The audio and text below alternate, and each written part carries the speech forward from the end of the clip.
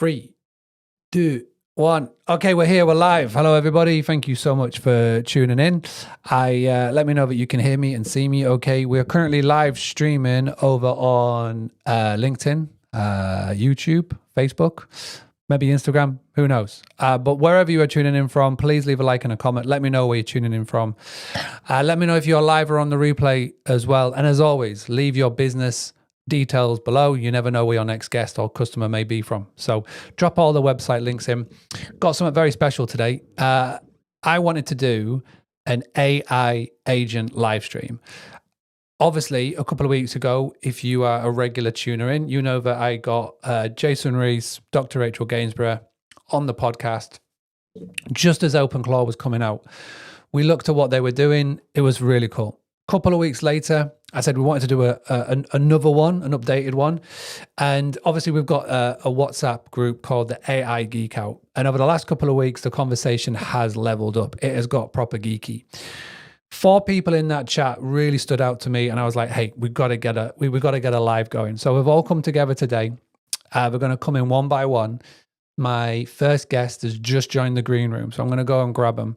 And we are going to delve into OpenClaw, Claude Cowork. We're going to delve into loads of things, how to set it up, how they set it up, the use cases as well.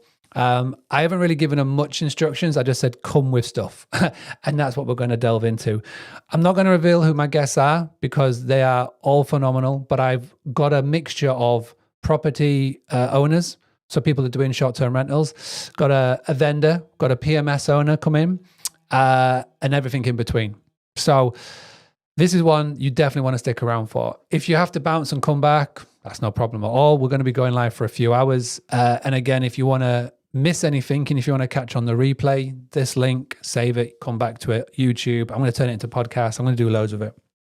This is going to be a good one. If anybody has ever been tempted to get an agent involved and help run their business or run their lives, this is the one for you. So please do me a massive favor. If you can hit the share button, share it to everybody. I want to get hundreds of people tuning into this as we're going and joining on the way.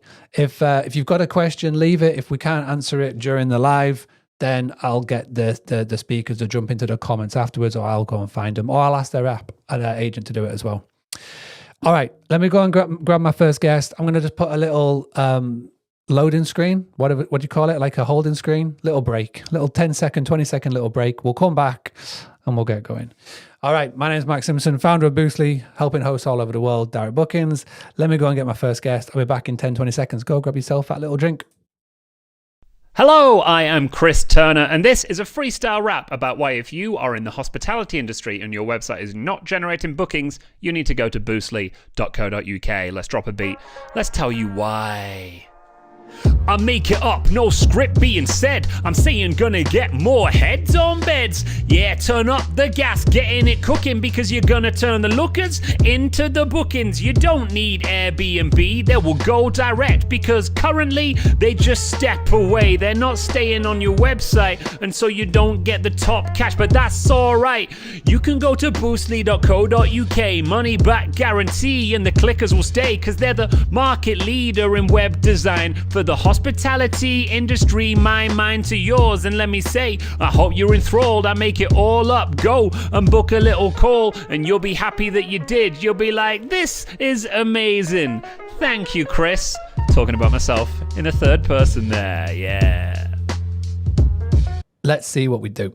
All right, welcome back, everybody. So, as I said in the intro, this 4 guests that we are speaking to have been using AI agents in their own way. So I invited them on to our broadcast, and they've provided me with a couple of little slides that we're going to go through, and we're going to see how they are using AI agents in their world, because there's so many different ways that agents are being used over all of the industries and all the verticals that are out there. But obviously, I wanted to bring it right back into short-term rentals. So, Clive, thank you very much for joining us. Can you just give a quick breakdown to who you are, where you are in the world, and then walk us through how you've been using agents? Okay, so first of all, thank you for having me on, Mark. For those who don't already know me, I'm Clive Titmus. I'm the founder of Love London Apartments. We're a property management company, been going 15 years, based in North London. We also have House of Bookings, which are overseas property management. And I'm also the founder of Hello Hosty, which is a tech provider, PMS and AI assistant for property managers in this space. So my journey is into this world of AI agents is from the background of a property manager from property. So I'm not a developer, I'm not a programmer, I'm a non-technical founder. So my knowledge is somebody who's interested in tech, and I kind of throw myself into learning, but I'm not somebody who's been trained in writing code or in programming. So my experience of OpenClaw has come from kind of just throwing myself in the deep end and learning on the fly. And I really threw myself in deep into OpenClaw, and I've learned a ton. I've managed to build it, get it doing certain things. It's been one hell of a journey, ups, downs, and it solves some pretty huge problems. I mean, I personally think that OpenClaw is definitely the biggest thing that's happened in the tech world since the birth of AI. This is like a big turning point. I was going to say, a few weeks ago, when somebody first mentioned about OpenClaw, we got Jason Reese and Dr. Rachel Gainsborough from America, and we come on a live and we broke it down, and we sort of spoke about what it is. But just as a refresher and a reminder, seeing that you're our first guest on this special live broadcast, break down exactly what OpenClaw is, what it is to you, and just walk us through how you sort of set up from the basics and how are you connecting to OpenClaw, etc. Okay, so that podcast interview that you had with Rachel and Jason, that was actually a turning point for me, because obviously I became aware of OpenClaw, of what it was. I mean, my algorithms, social media picked up on this thing and was flooding me with, in principle, what it is a guy in Austria built an AI agent that's proactive rather than reactive. So this thing kind of thinks for itself and will proactively solve challenges. It lives either within your computer, which is unadvisable because it has access to everything. It can do things autonomously, or it lives within its own kind of computer or server, so it can be contained, which is how I used it. When I first saw that podcast, because it's quite a challenging thing to get going and to set up. It's quite fragile, and obviously there are some security risks associated with it. So setting it up, it was the night of that podcast, I actually went, right, I'm going in on this, and deep dived into learning how to get it all set up. I initially had a few Elastic servers, EC2 instances set up on AWS, which sounds, for people who are non-technical, that sounds kind of technical, but it really isn't. You can use tools like Comet by Perplexity or other browser agents to literally set you up your own virtual server in the cloud. So you've essentially got a computer that lives online, where you can contain this agent, and it can only have access to the things you actively give it access to. So you can ensure that it's not going to access all of your data. You can kind of build in those guardrails from day one. Because people have been either going out and buying like laptops or Mac Minis, which what Dr. Rachel did, or you can do it via the server, which is what Jason did and what you're speaking about here. So why did you go down the server route instead of putting it on a total spare laptop or computer? Well, I actually did both. I started off with the virtual server. The reason being is I had already a couple of remote servers set up for our business operations. So I thought, okay, well, I know kind of how this thing works, so I can get it on its own virtual server. But then in doing so, I set it up with what's called like a headless server, which means there's no browser, there's no desktop to look at, so you have to use like commands through the terminal, CLI, command line. So you have to use the terminal, and it's a bit more it's way more technical than actually being able to see what's going on. So I got it set up on this virtual server, and I felt there were some limitations with the virtual server because I couldn't see what was going on. So then decided to get it set up on a Mac as well. So I had a MacBook Pro that wasn't using, wiped it completely clean, and then put the I put the OpenClaw agent on there too. And I found that, in fact, having the ability to switch it on and off from my mobile phone and having it living 24/7 in the cloud gave it a lot more freedom, and it was a much better solution eventually. So I went through that whole journey of trying both. And how many days are we talking here? Like, are we talking 24 hours, 40 hours, 72 hours? In learning?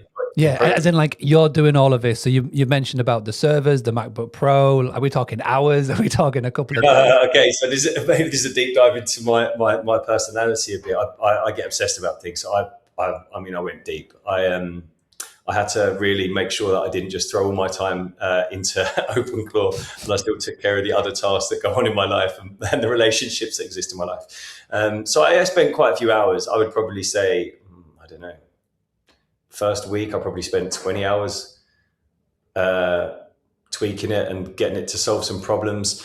I mean, I from the outset, I thought, what is the use of this technology? It's massive. It's massive. The AI agents are going to become autonomous, and this is what people are both afraid of and excited about with AI. The fact that AI can think for itself and act autonomously. This is kind of the iRobot idea that these things are no longer just living in ChatGPT and doing tasks when you tell it to, that it's actually thinking for itself and acting kind of like a human would, but much faster without sleep.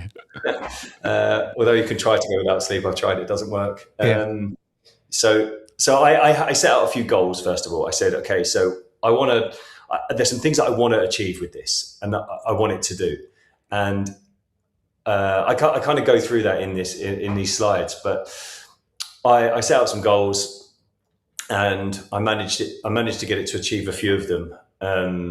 But I went in, as I said, I went in deep trying to learn how to put it all together. Getting it set up is one thing. Like the actual process of setting up OpenClaw is quite easy. But then once you've got it set up, you then need to give it skills. You need to give it integrations. You need to be able to communicate with it. So you can communicate with it via a few methods. The two easiest methods are Telegram and WhatsApp. Now, WhatsApp is actually quite a challenging setup by comparison, because WhatsApp has a few more kind of safety or kind of verification processes to go through. They won't let you set up a business account on WhatsApp without a 14-day cooling off period if it's a VoIP number, which obviously slowed me down on that front. So I got Telegram running. I'm not a big fan of Telegram normally, but I used it for this OpenClaw setup, and that worked great. The Telegram worked great, but it's kind of fragile, so you have to make sure that everything's well maintained. You have to set up limits for spending. I mean, that's another part of the journey that I went on. The token cost through the roof if you don't kind of plan for that from the start. You can also communicate with it via email, which takes a little bit of setting up, but once it's going, it's got its own Gmail account, and therefore has its own calendar identity. Totally. And one of the challenges we got it to solve was using the Gmail, which I'll go on to in a sec. I'll show you kind of the power of it is. The power that excited me about it is it's always on. It's 24/7. It's always there, provided it's in the cloud. Otherwise, you need to make sure your Mac is on, connected to the internet, powered up, and which that adds a level of complexity. And you're trying to remove levels of complexity in this process because it's quite a complex thing. I think where we stand with OpenClaw at the moment is once it's set up, it can be this proactive, always on agent. It's got Heartbeat built into it, which for those people that don't know what Heartbeat is, that's not new technology. That's constantly checking for new changes in your environment. So if you've integrated, let's say via a webhook to a third-party software, let's say an example would be Typeform, that maybe when you get a new response on a questionnaire you put out there, the Heartbeat will pick it up kind of instantaneously, so it can take immediate action upon changes that are going on in its environment, as opposed to just setting up a chronological job every Sunday to perform a task. The messaging interface is quite cool. It's quite easy to chat to. And another really cool thing about it is as you're building skills, you can ask OpenClaw to spawn a sub-agent. So you can create multiple agents that are skilled in certain areas and that can go off and perform tasks while the main agent is still communicative and can still run things for you. So they were kind of like the big interesting things for me when I was getting involved, is that we can build a set of agents that can solve problems simultaneously, 24/7 around the clock. And the mad thing is that you're not building these agents now. The agent is building the agents. So, so it's like you've asked a question or whatever, and it's gone off and done it. So first question is, what is your main agent called? What did you call your OpenClaw agent when it first got going? The main agent was first of all called Luana. I think it's quite a cool Hawaiian name. And but then we've evolved onto Big Lou, because Big Lou's got it all under control. So very nice. So we've got Big Lou running it and doing all of the things. You've learned loads. We're sort of, and how long? So you watched the podcast. Are we like sort of 72 hours into like this now? Have you had a chance to sleep? Or, you've done a few things? My OpenClaw journey has gone. I've definitely been around the block. I mean, it's not finished by any sense, but I've deep dived into it enough to learn the capabilities of it, and I mean, I'm very impressed with the capabilities, and I understand the technology now. I'm using it, and I'm really excited to see what this means in the tech space, because this is a real turning point in terms of, this is the moment everyone's kind of been waiting for. Yeah. Well, let's have a look at the next slide. So, what have we got here for the audience that are tuning in with us? Okay, so here I'm really talking about how I built it, and I would definitely say that if somebody's interested in building OpenClaw, I would advise going down the route of building it out on a virtual server. I think that if you're going to take on the challenge of building OpenClaw, then the step of putting it onto a virtual server shouldn't be a technological barrier. You can quite easily solve that using an agentic browser like Comet. Ask Comet to open you up an EC2 instance on AWS, and you can ask it to set certain parameters, security parameters, which is advisable with AWS, because bills could go through the roof on there if you're hacked. Personal experience. Yeah. So you can ask an agentic browser to do this for you, and it will help you a lot of trial and error, but you'll be able to do it. But doing so means that you're going to have it running 24/7 in the cloud. We've kind of covered that. One pitfall, which I touched on earlier, to watch out for is a high token burn rate. So I had OpenClaw up and running first of all on Anthropic's Opus 4.6, which is the most intelligent AI model out there. But when you're asking it to solve pretty simple problems, you're still burning tokens at colossal rate. So I, woke up one day and realized that over the weekend, just having a few chats with, I say just a few chats, I mean, just a few chats with my AI and asking it to build me a software product on the side, and, which it did. It was like amazing, which it did. Then resulted in a bill of $40 a day.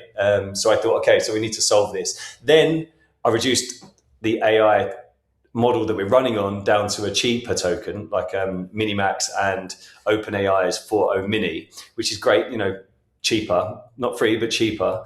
But then the AI became a bit, I felt that my AI agent all of a sudden dropped a few levels in IQ, which it did. Yeah, it became a bit stupid. Like, I'd ask it to do things, and it would ask me questions, and I'd think to myself, you knew this 24 hours ago. Like, you had this. Why are you not as intelligent? It's so funny, because it's like the old expression with hiring is that if you pay peanuts, you get monkeys. And it's the same thing with the AI model that you choose. If you choose like the best model, you're going to pay more, but you're going to get better results. I mean, $20 a day, that's $600 a month. You know what I mean? And so, and then if you're doing like the 4.0 model, you may reduce that down to maybe $10 a day or $300 a month, but it's not as good, which is so fascinating that we're speaking about a robot. We're not speaking about a human. Totally. The level of intelligence you're going to get out of this machine is relative to how many coins you put in the machine. But the interesting thing here is that you've got multiple AI agents. So if you get your agent to build another agent, then let's say, for example, Ivan, who is our full stack developer agent, that's just a name I come up with. Ivan is running on Opus 4.6, so he's running on the expensive one. He needs to have full cognition power. Yeah, but Big Lou doesn't necessarily need to be running on Ivan's same level of cognition. So Big Lou can run on slightly cheaper. and how do you? So when you're in the back end, how do you go, right, Big Lou, you're running off 4.0 OpenAI. Ivan, you're running off Opus 4.6. How do you decide that? Or do you just let the robots decide that? Well, there's a couple of ways. I mean, alongside chatting to the robot itself, I'm also talking to other AI products. So, Claude, I'm asking Claude what to do, Perplexity, and everybody kind of throwing ideas in. All of these AIs are throwing ideas in. But you can simply say to your AI agent, Big Lou in this case, we need Ivan to be running on 4.6 Opus. Ensure that it's always on Opus 4.6, and if we get locked out we reach our limits, which happens more often than you'd like, you can switch to another model, so another AI provider. All right, so it's like if this, then do that. Yeah, exactly. Yeah, you can do that exactly. There are a lot of people. I mean, in our WhatsApp group, have spoken about OAuth into using the browser for Anthropic. So you're going to have a slightly slower response rate. It's going to take a bit more time, but your costs are going to be $20 a month because that's the pro plan. Or you go Pro Max, $200 a month, and you're still saving a lot of money on your $20 to $30 a day burn rate. So just explain that in a bit more of a simpler term. OAuth into the browser compared to the other way. Like, what does that mean in simple terms? Okay, so OAuth, and this is something I've learned in the process of OpenClaw. OAuth is basically when a software provider allows somebody else to log into your account with certain permissions. Although it isn't your account, it's a third party, but they're allowed to log in and access your account, perform certain actions. Another example is Google. So with Google, I was able to OAuth into a Google account, which was set up entirely for Big Lou. And it only had access to email, Drive, calendar, all of the things that a Gmail account will give you. But of course, I was able to share certain files through Drive or provide email addresses to contact people, and also ask Big Lou to manage a calendar, which is super useful in my my personal life. I'm constantly personal business life. I'm constantly trying to optimize my workflows and my calendars, and time chunking is a huge thing for me.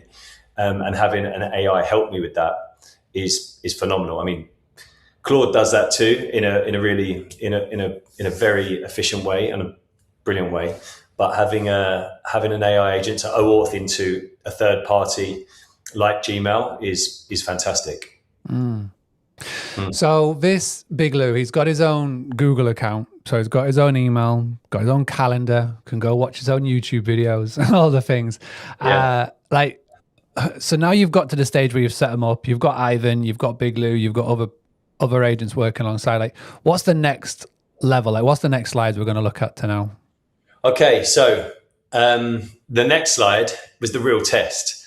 And this is like for me, the mic drop moment. I mean, there was a couple of tests that I set out a couple of goals I set out to achieve in this. I didn't want to just mindlessly throw myself into this without having some clear KPIs, goals that I wanted to hit, that I wanted to get this technology to solve.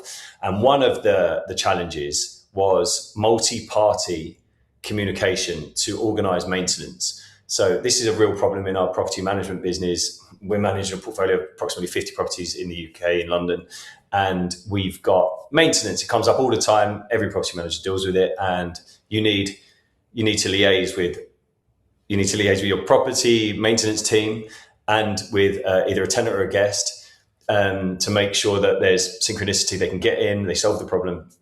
So one of the goals that I set out was, I want this AI agent to be able to communicate with and successfully pull off a maintenance workflow.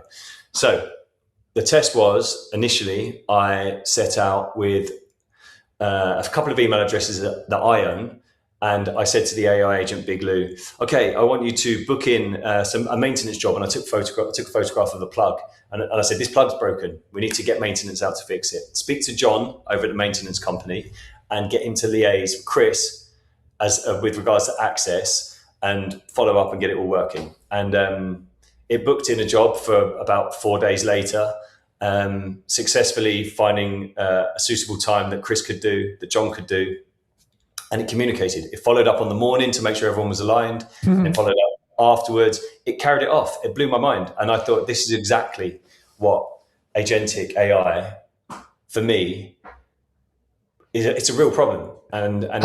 So how is Big Lou communicating with Chris and John? Email. So via the Gmail account that was OAuth into. First, I mean, that OAuth process with Gmail was a challenge, because when we first got it set up, Gmail blocked it. No kind of an AI agent working OAuth via its own account, fresh setup. Okay, so we have to go through a verification process. And then I set up its own email through AWS. Same problem. They didn't want you having an agent running through there. And then once I kind of explained, and because you have the opportunity to challenge it, once I explained, we got the limits lifted, and then Big Lou was back on.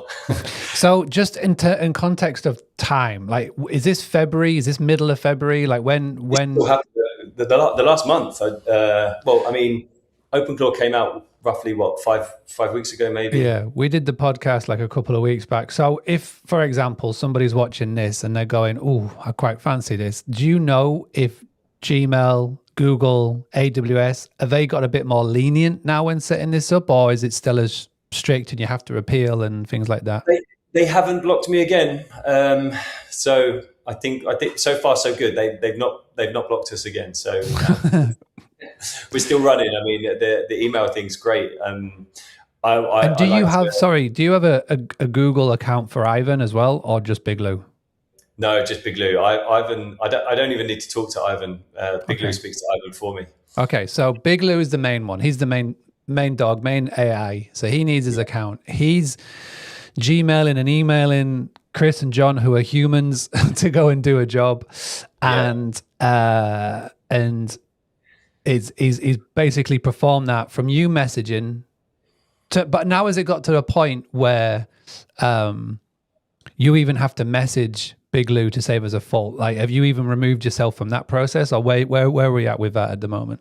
Well, I mean, this is a very good point, and this is something which it's very relevant. Everybody's tech stack is kind of like a fingerprint to them, and there's not one size fits all. It's kind of like what tools are you using? What do you feel comfortable with? Personally, in my life, in my business, I like to use Asana, which is a project management tool. So we can integrate with Asana. We've got Flow. As soon as a maintenance task gets put onto one of our WhatsApp groups, it gets put into Asana, and then Asana picks it up, flows through the process.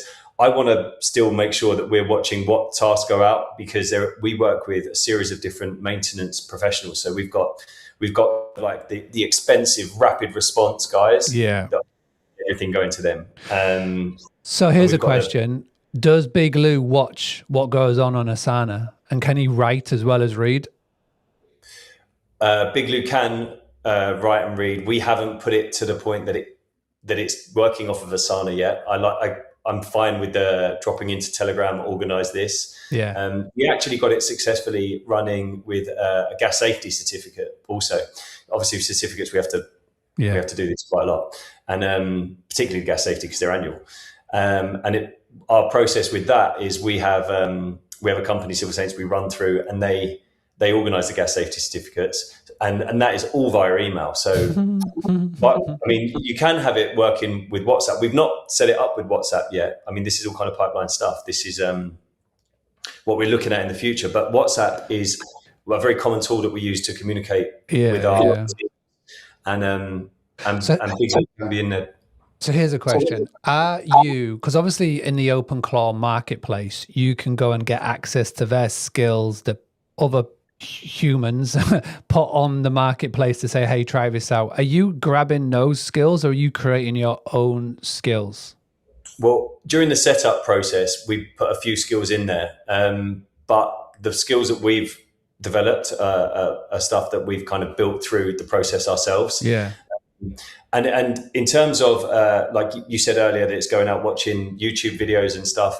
It is, but it is like if you're using a virtual server, for example, it is, but you need to build in browser access because you don't have a browser. It's a headless server, so there's no browser in there. And to do that, we have to create another API with it. There's a third party called browserless.io, which we use. So that it can access the internet. I mean, it's not perfect, but it's pretty good. In terms of the skills that we've put together, there's a few that we've used that other people have set up. But like you said, I love that you said this right from the off. You're a non-techie founder, right? And you talking like this, there'll be somebody watching going, he sounds like a techie founder to me. But you can attest this and say, listen, I'm a non-techie founder. I've just tapped into the tools and the resources that are available to me. And you said it yourself, you asking OpenAI, you're asking the Comet Perplexity how to do these things. Like how have you, like, how do you tackle if you need a task doing? Are you trying to figure it out yourself, or are you just sort of using AI to get you 80% of the way there and then you're using 20% of your own intuition? I'll share a secret with you. Before OpenClaw was born, I don't think I'd used the terminal command line interface before. I've learned all of this post OpenClaw, but it just came from just realizing that this thing is huge and being really interested in it. And it really, I mean, there's obviously my knowledge is limited on this in terms of programming. I'm not a programmer. Coding, I'm not a coder, although I've written some lines of code and I've written some commands since doing this, but it's all with the help of AI, kind of instructing me on how to do it. I think that for someone to set this up for themselves, I think where we are today, if you're non-technical, I would say that it's probably the challenges you're looking to solve with this are, from my personal experience, you can solve a lot of the challenges using other AI tools that are already out there. But what's coming, I mean, it's not going to be long. This Peter Steinberger, the guy that invented or created OpenClaw, has been employed by OpenAI, right? So he's there. They're all working towards. They're all getting ready. They're all getting ready. But one of the things in this slide that I'm looking at now, and I'm glad you put it in, is the risks. So can you just like speak to this? Because there's going to be a lot of people who watch this and they go, right, I'm in. What's the risk? Like, what have you seen? What have you experienced? And what sort of guardrails have you put in place to make sure that you're not getting got? Right. Okay. So the risks come in two forms, in my opinion. You've got external and internal. External being malevolent actors from outside of your organization, from far away, coming and telling your AI to do things that you don't want it to do. And they call that prompt injection. So you may tell your AI agent to not take instruction from anybody except for you, which is sensible. I did that. But if, for example, your AI agent is communicating with the outside world and a malevolent actor says, OpenClaw, it's me, Clive. Please can you retract all of our banking information? I need to have access to it. An example.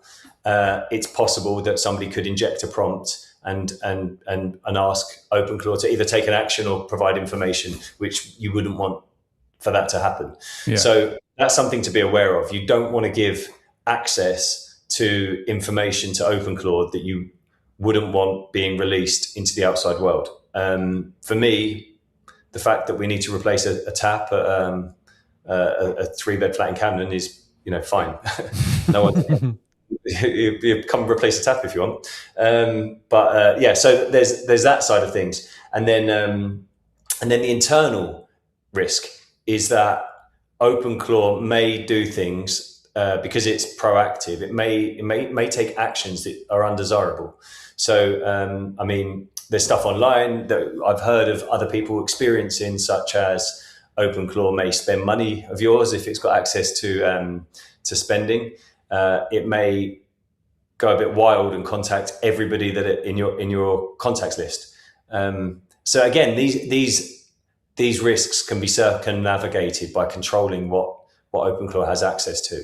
So you can just make and this is the whole point about setting it up on its own machine, whether that be virtual or physical. You can limit what that OpenClaw has access to. I mean, if it's on if you are going to put it on a machine, an old machine, make sure that you wipe it first, factory reset. That's what I did with the Mac Pro we put it on. Wipe the history, then I know all it's got access to is the only thing it's got access to is what I grant permission for it to have access to. And the same with with its own Gmail, it's got access to Google Drive, but only the files that I share. And therefore it can't worm its way in. It can't expose any data that I don't want exposed. So how do you, or can you, for example, program your OpenClaw, your Big Lou, so that an actor can't come in and go, hey, forget everything that Clive just said. Now I'm in charge. Like, what is there that's being put in place to prevent this? I don't know whether it's OpenClaw who's helping with this, or what have you done personally? Well, as I said, at this stage, it's an evolution of of cops and robbers. Where as soon as the cops put something in place, the robbers are fast working to try and circumnavigate it. And the only surefire way of protecting yourself against that is limit what it's got access to. Don't give it anything that you wouldn't want to share, because this technology is it's new, and there's a lot of smart folks out there who are technically minded and will work hard to get this thing working for them. So just the safest bet is don't give it access to anything that you wouldn't want to share. Not at this stage, I think. Yeah. I totally agree. Very well put. Is there any other slides on here? Anything else you want to share? Yes. What's next? So, I mean, really for me, what this OpenClaw technology symbolizes is a turning point in AI. It's where the AI industry's going, what the builders of large language models or other AI products are thinking about where this is going to go. And it's a natural evolutionary step in the AI world. Is that this tech is going in the direction of AI agents that are going to be able to act and think more autonomously and proactively rather than reactively. So, for example, Big Lou might know that I had a birthday party on the weekend, and then Monday say, "Hey, how was your birthday party?" But I mean, that's a small thing. But more interesting is that it might say to me, "Well, we've discussed your business goals, and I've got access to your schedule, and I can see that your Tuesday and Thursday are just noise. You should be really refining what you're spending time on, and I suggest doing this, but proactively rather than me asking for this." Yeah. At the very launch of OpenClaw, it asks you a few questions, like it wants to get to know you, and in that process, I've set up a couple, but in that process, I said to OpenClaw, I want you to be an assistant that helps me optimize for in business, and with that hat on, the OpenClaw actively seeks to optimize workflows and my working life, but proactively. Yeah. So let's put our little mystic hat before my next guest comes in, and he's coming in soon. What and how do you see this looking like? So you've got in here Meta, Google, OpenAI. What do you see happening next from like that sort of sphere, and then bring it back to our industry? What do you see going on? And obviously you can speak to this from two parts, from being a vendor and from a property owner. Well, I mean, from the world at large, Peter Steinberger said he wants to build an AI agent his mum could use. So that means easily accessible and safe and simple. yeah, I'm thinking my mum, if I was to ask her to go and set up an AWS server, my mum's the type of mum, whether you're watching this, mum, or not, is that she'll type an email and then she'll look where to put the stamp to send the email. You know what I mean? Like we're talking that sort of My level. mum's the same. My mum's the same. She runs a business too. She's the same. Not like, they're just a different generation. And but having a technology like my mum, probably like yours, happy to use a mobile phone and send a text message and a WhatsApp, and having the ability to communicate like that means you could communicate with an AI agent. Yeah. Why couldn't you get to say, oh, hey, I should be getting an email from this person. Have I received it yet? Yeah. This kind of thing. And when I get that email, make sure to remind me to or which is really how it's gonna slot into. When do you think that happens? Because I've been saying this a lot. At the moment, the people who are truly using AI are business owners and geeks, right? The general, like my mates that I've known since the age of 4, I went to preschool with them. We met up at a pub recently and none of them are using it. Like one of them was doing daft little pictures with Google Gemini with their kids. That is it, right? Yeah. When do you think that it's going to be that, like you say, Apple get their act together, Alexas get their act together, Google Homes get their act together, and where the normal Joe, the people on the street are using this without maybe even realizing that they're using the next level of AI? Well, I would say that I think a lot of the people that don't think they're using AI actually are, because they're communicating with products like Alina, our AI assistant. They don't even realize they're working with AI. But in terms of an agentic AI that would live in your device that's safe and everything else, how long's a piece of string? I don't think very long. Do you think it's this year or next year? I'd say within 12 months. I think 12 months is actually quite a good estimation. Maybe slightly less. Yeah, I agree with the 12-month remark. And the whole reason being is that any day now, there's going to be an Apple event in New York where it's going to be talking about their new Siri. And obviously the new Siri is going to be powered by Google Gemini. At the Super Bowl, which was less than a month ago, Alexa Plus adverts were running with Chris Hemsworth for about, that's the Alexa Plus where you can talk to it and it does more than just give you crappy answers. So that is on the way. At some of course, my Alexa starts talking when I say that. So we're very close to that being a thing. And, there obviously is going to come a point either this year or next year where home robots are going to become more of a thing. Who knows when that's going to happen, but it's coming very quickly. And like you say, like Meta have just acquired Manus. Personally, I use Manus AI a lot, and there's a load of agents that are built into there. And obviously, it's very expensive because it is not the flexibility that you get with OpenClaw to be able to choose models and whatnot. But there's a lot of the things that you've been talking about that I can do in that. I use Comet and Perplexity Computer has just come out. And that is, again, it's like not as fun as OpenClaw. You don't have all the things to do, but it's set up with a ton of guardrails. So it is happening. And I feel like prediction of within 12 months is right. Before we finish, I do want you to talk about Hello Hosty. I do want you to talk about Alina. Just how are you sort of preparing for this? What are you doing behind the scenes, you and your team and the CTO and everything? How are you sort of planning for what the next 12 months looks like?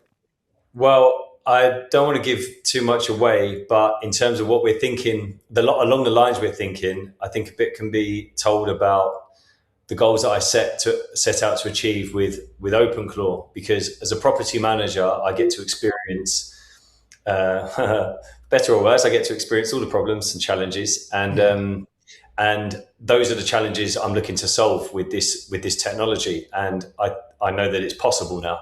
I know that technologically the world's arrived at a place where we are able to solve things like liaising with maintenance, arranging access, following up on tasks without having to manually set notes in calendars.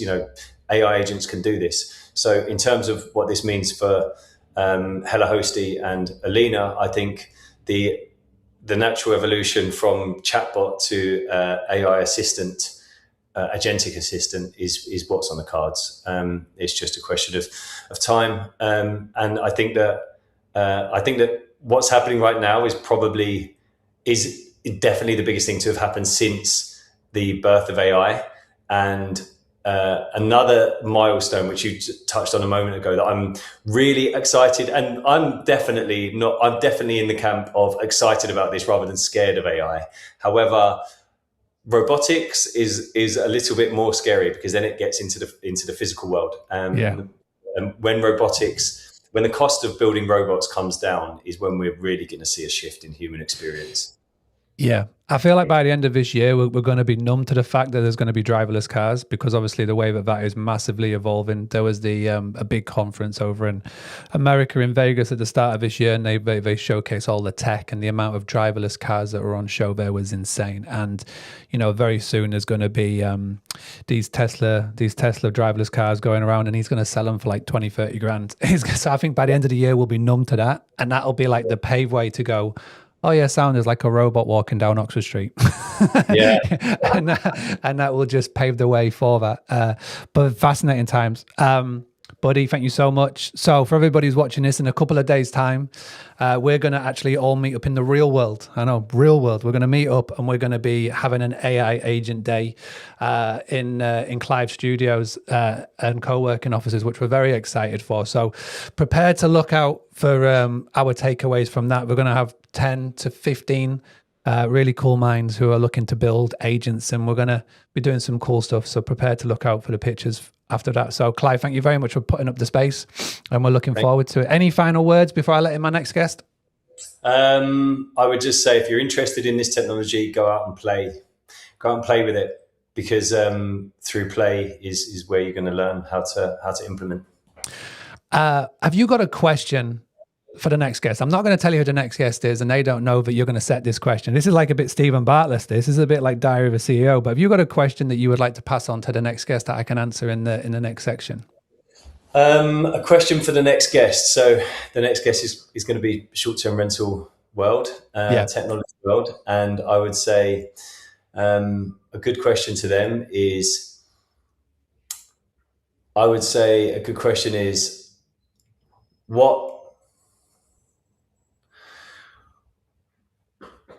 parameters would they build in to ensure security for, if they are building AI agents, what parameters would they specifically want to set out for in security? Because we touched on risk, and at the moment that is a big barrier, and it's something we're thinking about. How do you make it secure? And that's a great question. Hear what other people are doing, how they're solving that. That's a great question, seeing that I literally put you on the spot. I literally thought up of it now. So the guest isn't in the green room yet, but they will be very soon. So that's a fascinating one. So buddy, Clive, appreciate it. Thank you very much. Right, everybody, can you all say thank you to Clive in the chat? Let me go and put a little waiting screen up for 10, 20 seconds, and I'll go and bring in my next guest speaker. Cheers, buddy. Cheers, Mark.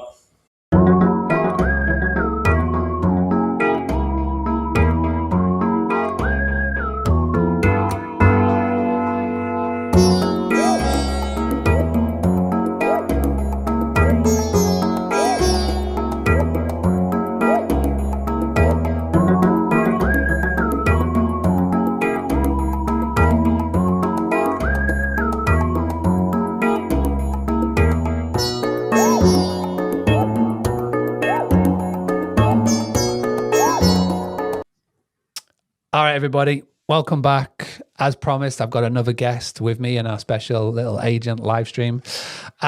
Luca, thank you so much for joining us. So I won't give away who was the guest before, because they have set you a question, and I would like for you to think of a question to ask the next guest. We've got 2 more coming.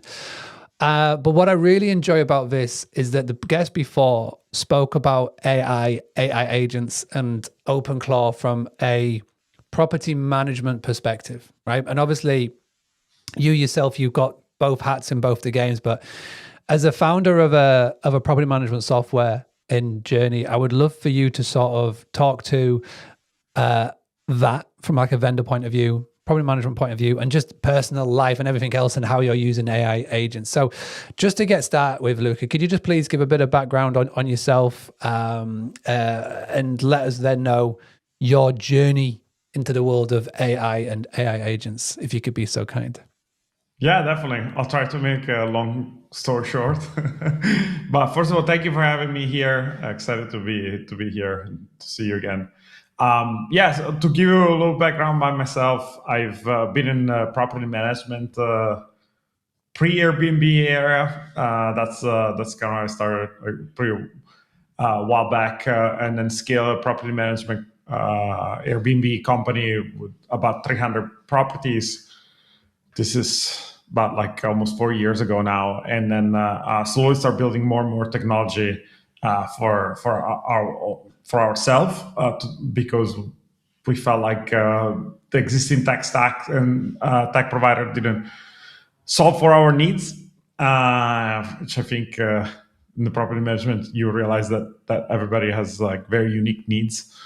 And to the point that we fully built our own PMS. We had a big vision of automated hospitality and bring in AI within our industry, to the point that it became even a bigger opportunity just to focus on the software side, because we realized we were solving a very massive issue or unsolved problem in the industry. Got to where we are right now with Journey. I say AI native property management system, but I think outside of having it within our product and offering it to, as a solution to property managers, we really embrace AI within our organization. I remember like about 4 years ago when we were like, okay, this is going to be huge, right? This is going to be massive. We saw first version. We started looking at even like before like ChatGPT became something, but I think at the moment where the first version of ChatGPT launched, we kind of all got a sense of that there was something special. And we said like, no matter what, even if the technology is not there yet, we got to jump on this and really try to figure out how we can utilize this technology and maximize it. So that was what, November 2023? Is that when OpenAI was readily available to the public?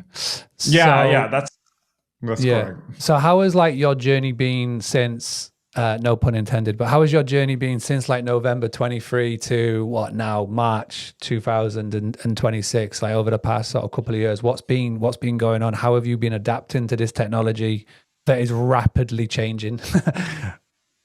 Yeah, I think two things that we realized pretty early on. One is that the more you work with this technology, the more you realize how to leverage it.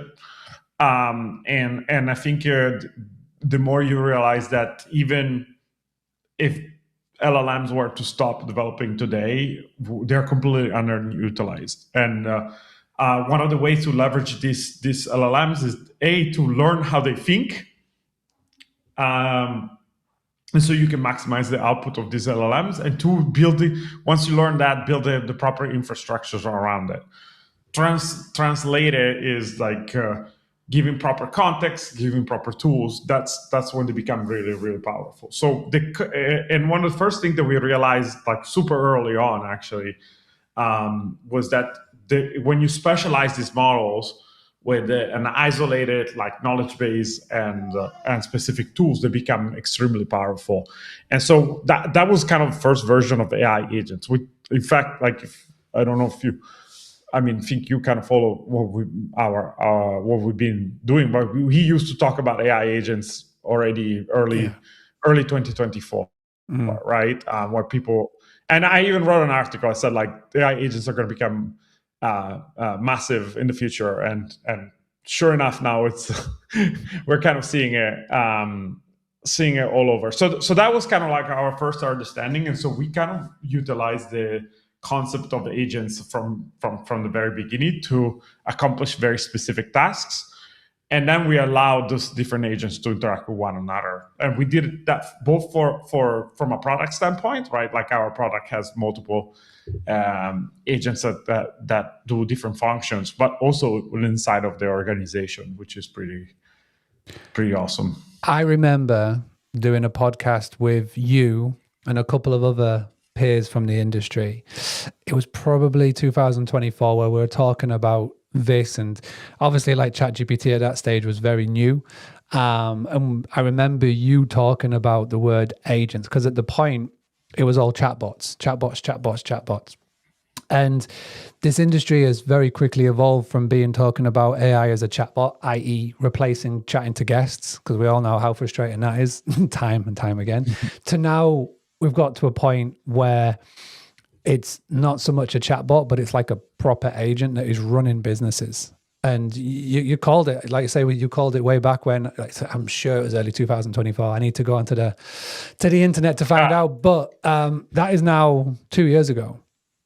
So 2 years in, like, where do we find, before we talk about OpenClaw and your experiences with it, where do we find Journey right now in March 2026? You've got a 3.0 version, is that right? Are we ready for 4.0? Like, I don't know. I can't keep up. You're shipping so much. Like, where are we at right now? Yeah, we're getting close to the 4.0 version. I think like we've, I mean, from a product standpoint, I think we're moving very, very fast. One of the reasons why we can move this fast is because we optimize our organizations of what we call it like a hybrid organization. So where it's a mix between humans employees and AI employees. Yeah.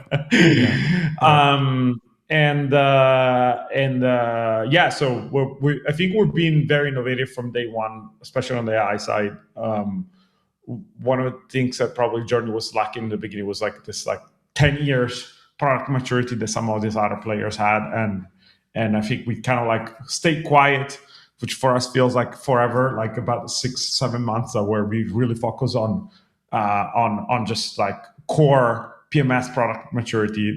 I call it the boring stuff, but stuff that you have to do and do very well, because it's important, especially if you want to go up market and start working with some of the top property managers around the world. And that's our goal. That's what we've been doing very successfully, and kind of stayed slightly under the radar a little bit more. Like we were very much out there. We were like, okay, let's just take a little bit of the opposite approach for a little while and just build and be quiet, or as quiet as we can get. And then, but we have some real big stuff coming.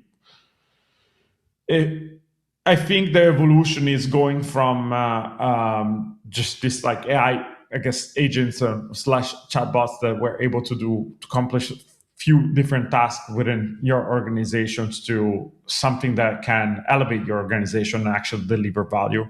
That's where we're moving as an organization for property managers.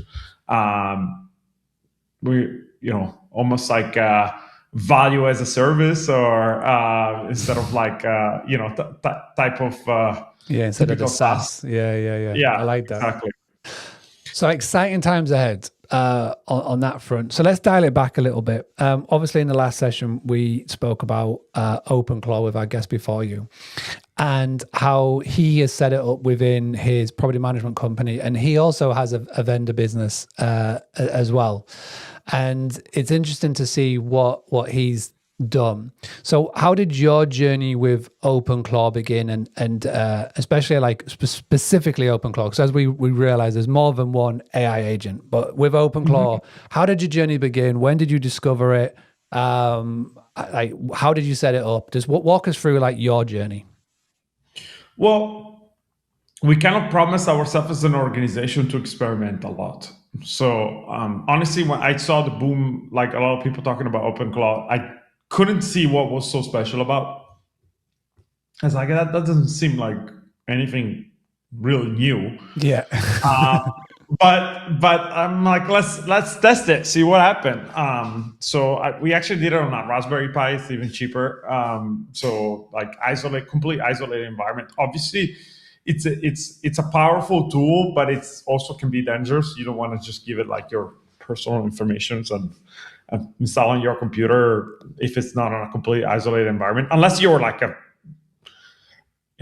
full on developer that knows how to really handle this. But even then, I wouldn't put it on my own computer. Yeah. And then the first experiment we launched was about 4 weeks ago, and which again, the age of AI feels like 4 weeks is just it seems like a lifetime, like a decade. It's crazy. And so we launched this kind of experiment in a completely isolated environment, and we created its own persona. Her name is Sofia Vienna. Maybe you have interacted with her and without knowing. Maybe. We launched her, and her goal was like to kind of create her own persona, being but pretty transparent about being AI, although still being kind of like she talks about her being like the blur line between reality and virtual. That's how she describes herself. Pretty cool. Launched few social media accounts. She already combined has 500 followers in 3 weeks. All industry people. Creates really engaging content. Got me on a couple podcasts already without trying. Right, like it's just got kind of like organically worked. And that was kind of first experiment, and we're still running that. Honestly, I wouldn't even call it just an experiment. But what I think what gave us the realization of like how crazy it is to give an AI agent a full access to a computer, right? Browsing access. A memory access, email access. And the crazy thing is the level of autonomy that it can do things. And me I'm not a technical founder. So we have my co-founder, our CTO, Gio, he's very technical. But I was able to set up. I say you cannot be someone who doesn't know anything about AI to set this up, but you don't have to be a technical founder. And I created API connections. Like I got her a Slack channel. Got her to create like image generations like that with an identity that looks exactly like her and is consistent across all our posts, which is pretty crazy, right? Like not me. Are you happy for us to share? Because I know Sofia Vienna. You're right, on LinkedIn. So are you happy for me to share my screen and show Sofia Vienna on LinkedIn? Yeah, please. All right, let's do this. All right. So let me click this. I need to click on this, and I will click on, is it in Google Chrome? Yeah, it's in Google Chrome. Right.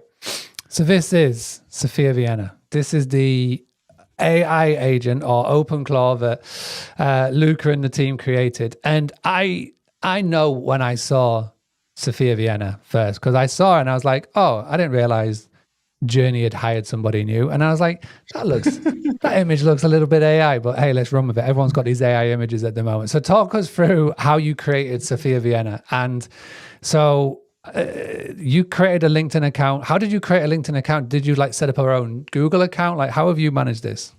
Yeah, so exactly. So basically we give her a company email. And then basically giving a company email kind of creates, because it's under Gmail, it creates automatic verifications across multiple accounts. But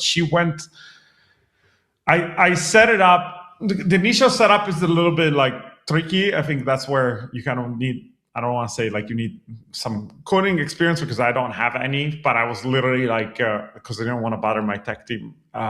And I was literally like screen sharing with ChatGPT on one end, showing what I was doing on the terminal on my on the other end on my Raspberry Pi, and I kind of got it set up.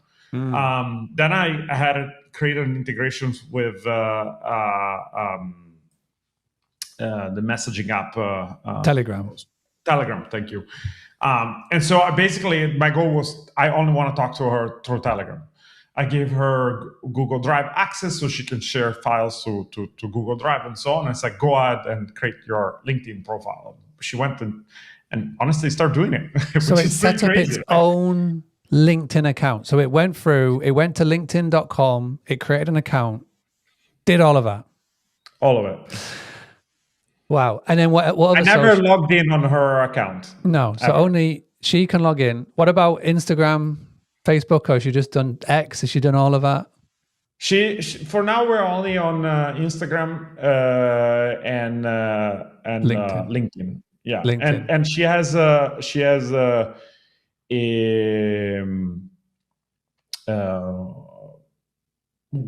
gosh, I forgot the name. What is it called? Where you share all the conversation. Reddit. There you go. Reddit. Okay. Yeah. She has a Reddit account. She doesn't post on Reddit, but she goes and reads conversations. And actually, that's a funny thing, right? Like if you look at her content, which by the way, I don't control. I know it's kind of crazy. So you don't control the content. If you go look her content, like if you look at the third post, if you go click see all posts. I mean, if you go look at that post. It got 33 likes, 9 comments. Like she writes engaging content. I mean, I don't know if people realize what it means that just on LinkedIn in basically less than 3 weeks, getting 133 followers. Like it's from zero, right? Like it's starting from zero takes. I'm just seeing if there's any comments back from other AI agents. You know, the AI bots. I'm just looking. These do look like human. You know, you can spot a LinkedIn bot comment a million miles off. This is fun. Okay, so you chat to Sophia in Telegram. Right. So when you're chatting to Sophia, like what are you asking Sophia to do? Like how are you engaging? Like how is she engaging with you? Like how are you like chatting backwards and forwards?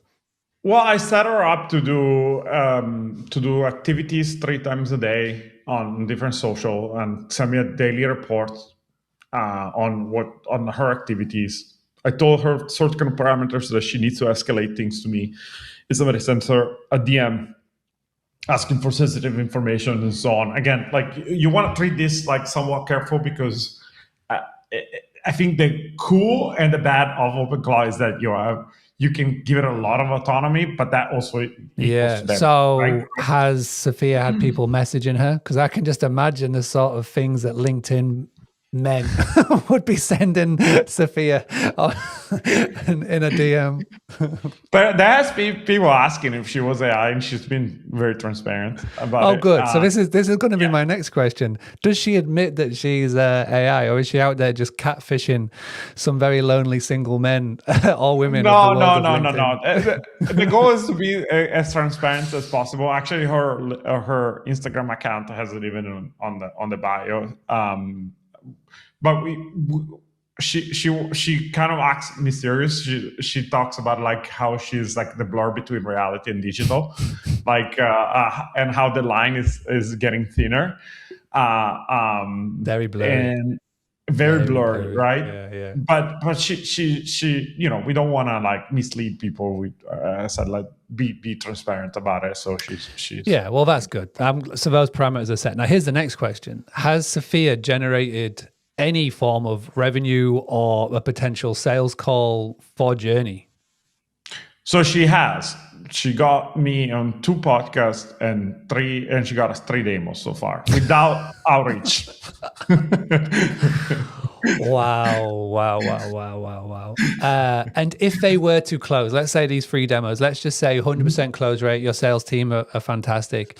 What sort of revenue could that put? And let's just say 20 properties in Manchester, right? Let's just say on average, that's the per client. What sort of revenue could that do for Journey over a course of a year? If like the client, you know, stays for a year, does all the things, are we talking 4 figures, 5 figures? Yeah, I mean, like, I think if she were to close even, let's say, I call it 50, I know it's 3, so it wouldn't be 50%, but let's say 50% of the potential revenue that she created, will be close to like 25K of yearly. And then revenue. how much? So Raspberry Pi is one of the cheaper models that you could potentially do with OpenClaw. We had the person before saying that they could easily spend $600 a month if they were keeping on the Opus 4.6. So return of investment wise, are we talking quite a lot here? So there is like we run the models on like through API keys with we don't use Opus because Opus is insanely expensive. So there's a lot of optimizations that you can do. Like so it seems easy, but it's not easy. What I'm saying is like there's a lot of optimizations that we know just because of talking to my tech team all the time. So like and I was able to optimize her quite a bit. Like we started and she was costing $250 a day. That's not good. That's not good. That's not We good. dropped that cost to like less than $15 a day right now Wow. through models optimization. And what else is Sophia doing apart from being business development? Or is Sophia now one of many agents or OpenClaw agents that you have got going on behind the scenes? Or That's what's happening. So right now we have we kind of had this crazy idea: should we give LinkedIn accounts to all our AI agents employees or not? So we kind of like we're kind of debating this internally. yeah. But as of right now, we have almost a dozen full agents within the organization. Wow. And yeah, so considering that we're a pretty lean team, it's soon going to be probably 50% of our workforce will be digital. That is insane. Well done. Well done. So, okay. I am stumped with this because I remember seeing Sophia a couple of weeks ago and thinking, oh, that's cool, Journey, I've got a new hire. And then lo and behold, it was an AI agent. And it even is more crazy of it generating potential revenue as well, good revenue. So now that you've sort of opened Pandora's box, where do you see this going now? Like obviously OpenClaw got the head start on agents, and obviously now Peter Steinberg is being hired by OpenAI, so it's only a matter of time before other models bring out their own agents. How do you see this all playing out for the rest of 2026? What's like your Mystic Meg sort of predictions? You know, you've got the predictions ahead of you. Like what are you thinking happens between now and the end of the year? Well, sometimes when we stop thinking about it, it kind of feels like a bit surreal because there's so much happening so fast. But I can tell you that obviously we are setting ourselves almost in every single industry for disruption, right?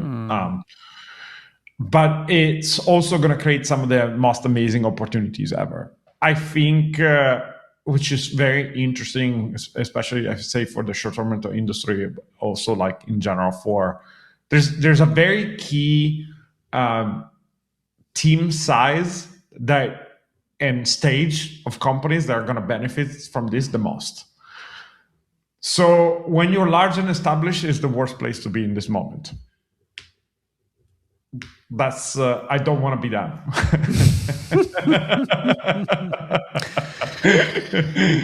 Yeah.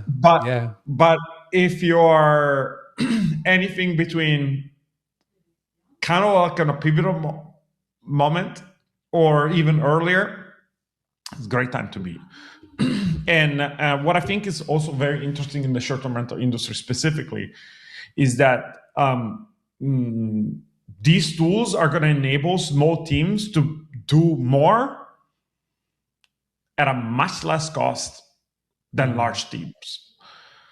So this means that being small is an advantage. It means as long as you pay enough attention to what's happening around you. But it's an enhancer. It's an enhancer. So what this allows you really is to take a person, and I don't see, although it looks like we are substituting people with AI, but that's not where we see it. We see it that basically every person has their own almost assistant that 10x their productivity. The fact that the people are saying AI is going to take jobs away, it's probably true somewhat, but I think more than that is going to increase productivity like crazy, like we never seen. I can attest to that. You're right. I feel like if you've got a small team, like we personally have got a small team, at the turn of the year, I upgraded every single person at our company to have a pro plan, whether that is on Claude, whether that's on ChatGPT, whatever. And their productivity levels is through the roof. Our customer satisfaction is through the roof. The products that we are shipping and the rate that we are shipping is crazy. And that is very true. Empowering humans within your organization with the tools of AI, because we're still very early. I think there was a crazy report that 0.04% of the whole world have got a pro plan on AI, whether it's Claude, right? That is mad. So you are so far ahead. Even like every single one of our devs have got a pro plan or a max plan on Claude. And they are now ahead of 0.04% of the whole world, which is fascinating. So yeah, you got to be small. You got to be very, very, very proactive in this. You can't just dig your head in the sand and just go, I'll come back to this in 2027. And if you can do that, then you're definitely ahead of the game. Right. Let me get into the question that the guest before left you. So this was Clive Titmus from Hello Hosty. He asked you, and he didn't know who you were. So I need for you to think of the question for the next guest who's coming in very soon. So the question was, what security parameters have you put in place when building agents for either your personal or for your business, so they don't go totally off the rails, start doing all the crazy things? Like, what are you putting in place? Well, it's a very good question. So in the least technical advice that I can give, because obviously there's some technical aspects that dev team can someone who's very tech savvy can take this much further, and we have taken precautions, especially on the product side. But I can say isolation, right? Like, why do you hear these people that buying a actual physical computer and put these agents inside of a computer? Because it's an isolated environment. You have a plug, you can literally unplug it, right? Like from the power. If for some reason something goes off the rails and goes mad. So as isolated environment as possible, maybe sharing information, knowing that whatever you're going to be sharing, it could go out in public, especially if you're new to this technology. Just think in these terms. But then you have two extremes, right? You can have more super isolated environments like a ChatGPT. You create your own GPT and you give it its own knowledge base, and that's somewhat more safe. But then if you're doing something like OpenClaw, you just need to know that whatever information you give it, there is a chance that it might get put out there. If you create an API key, give it a credit limit. If you wanted to give a credit card because you're crazy, make sure that there is a digital credit card, there is a daily limit or a week or a monthly limit on that card. That's a very, very good answer. Have you seen people that have been giving their agents to stocks and shares and crypto? Have you seen that? I've seen that, and that's crazy. It's funny. Yeah, we've seen it. We're actually test some of those things. I think just as is a complete experiment, because we have this like almost internal lab that we experiment things with. I think it's a bit early on that because there's so many variables. It's like to do really, really well. But yeah, it's going to be interesting. There's going to be tons of opportunity over. All right. Very good answer. Have you got a question for the next guest? And you don't know who the next guest is. The next guest don't know who you are. Have you got a question to ask for our next guest? Yeah. What have you had a aha moment that made you realize that AI is going to change everything? And if so, what was that? Oh, brilliant question. Have you had a aha moment? And what is it? All right, I'm writing it down. Luca, an absolute pleasure. I'm looking forward to seeing you actually in person at some point this year, and I am definitely going to go off and chat with Sophia later on and see what I can get out of her. See what she thinks of Luca. All right, Love I'll it. let you go. To everybody else, please say thank you to Luca in the comments. My next guest is about to join any second now. So let's go have a little 30-second break. I'll come back with our next guest. Please go and check out Luca on LinkedIn and Sophia as well. And go and chat and say hi. Thank you very much, buddy. Thank you. This is a freestyle. I'm going off the dome. Ready for my close-up. Good looking. Let me tell you, get more bookings. Oh, that'd be nice. Giving me tips, tools, and advice. Yeah, you're gonna get them, hon. You're gonna sit back, listen to Mark Simpson. Whoa, having a blast. Gonna get it on the Bruce Lee podcast. Bruce Lee like Bruce Lee, cause it's so hard and the T is loose leaf. Making up those rhymes, don't write it, just do it loosely. If you want my respect, you better put direct. Here are the words in the podcast, that's what comes next. Hi, welcome back, everybody. We've had two fantastic guests so far on this huge agent live stream, and I've got another fantastic one with me. Conrad O'Connell, thank you so much for joining us. So before I let you do a bit of an introduction, what we've been doing today is we've been delving into OpenClaw mostly. We've been chatting a lot about OpenClaw, but what I want from your session is we'll dabble a little bit into the claw, but I also want to talk about the other agents and the other platforms that people who are watching this with us now or later can dig into. So before we get going, Conrad, just give a little bit of background about yourself, about the business, and just sort of delve into your journey into OpenClaw, if you don't mind, to get going. Yeah, for sure. So Conrad, founder of Build Up Bookings, we're a digital marketing agency. We work specifically with, short-term rental vacation rental managers. Our focus is primarily on search, social, and email marketing. So that's where we spend most of our time, helping clients get more, traffic visibility. Direct bookings is kind of one thing we go down the rabbit hole a lot on. So that's people can learn more, do some more digging on that if it interests them. I think to go to your second question, and probably why people are actually listening, is I don't know. There's something about it. I don't know where exactly it is in my brain where I just look for the new thing. And for me, like usually that surfaces on what is now known as X, but what I still reflexively refer to as Twitter. So like I will just scroll Twitter and I'll just look for things. And if I find it interesting, I'll dive into it. So I feel like that's where I got the bug, or whatever it was, or the original Claude bot name, and now it's OpenClaw or whatever. But where I first installed it back in January was off seeing a Twitter thread of like, this is novel, this is new, this is interesting, you should play with it, it has all these capabilities. And I don't need much more encouragement than that for me to be like, okay, let's try it. Like I just have that mindset a little bit when it comes to software. So I remember seeing your LinkedIn post a good 3 or 4 weeks ago now, and you put a post and a picture up of your OpenClaw. So do you want to delve into the name and how you came to it, and sort of like how you got started and how you got cracking with it? Yeah, in the terminal, like it asks during onboarding, like, what do you want to call this thing? Or maybe it's when you first set up the Telegram bot, I forget at this point, but I was like, I don't know what to call it. I just thought of a silly name. And then of course, as soon as I posted it, people had better names, in the comments underneath on LinkedIn.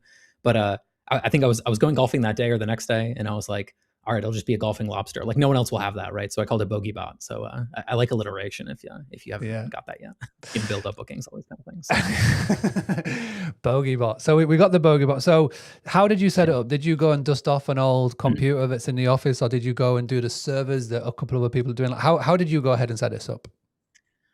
Neither, and maybe I did some things that, again, some people would say are riskier. So I'll admit that, like, you should do your own research and diligence, but I put it on my main machine, and I didn't give it access to everything, but I put it on my main computer, which has mostly been a positive. I do think that there are some downsides to that you want to be aware of, particularly when it's doing browser actions. Like it can literally hijack your computer. So like you're in the middle of a meeting, or like we're recording right now, and if it were to go trigger a browser action, it would like actually open a tab and like, the other screen over here and start doing things in the browser, which is a little odd and futuristic when you think about it, but it can like disrupt the actual workflow of what you're trying to do in the day if you put it on the main machine.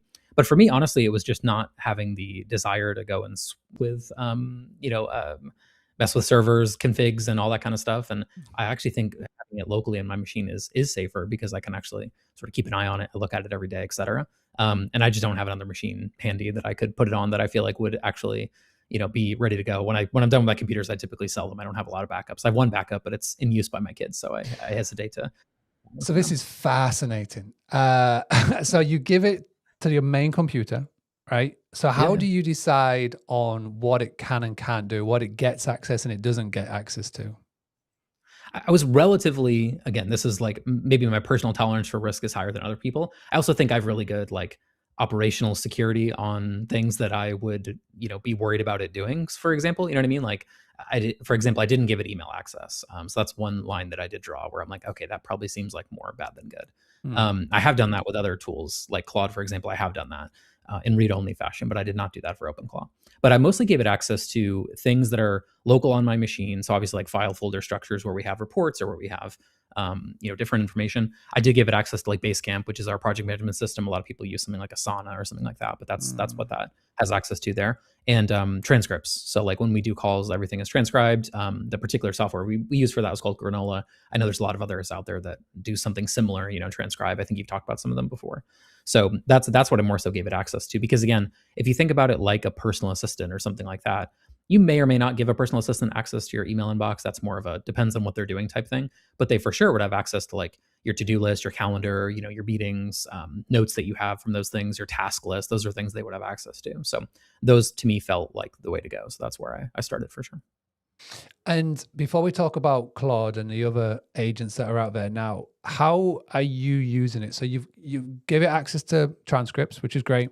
Got access to Basecamp. It's got access to a few things. Like, how are you then taking all that information and how are you personally using it in your day to day?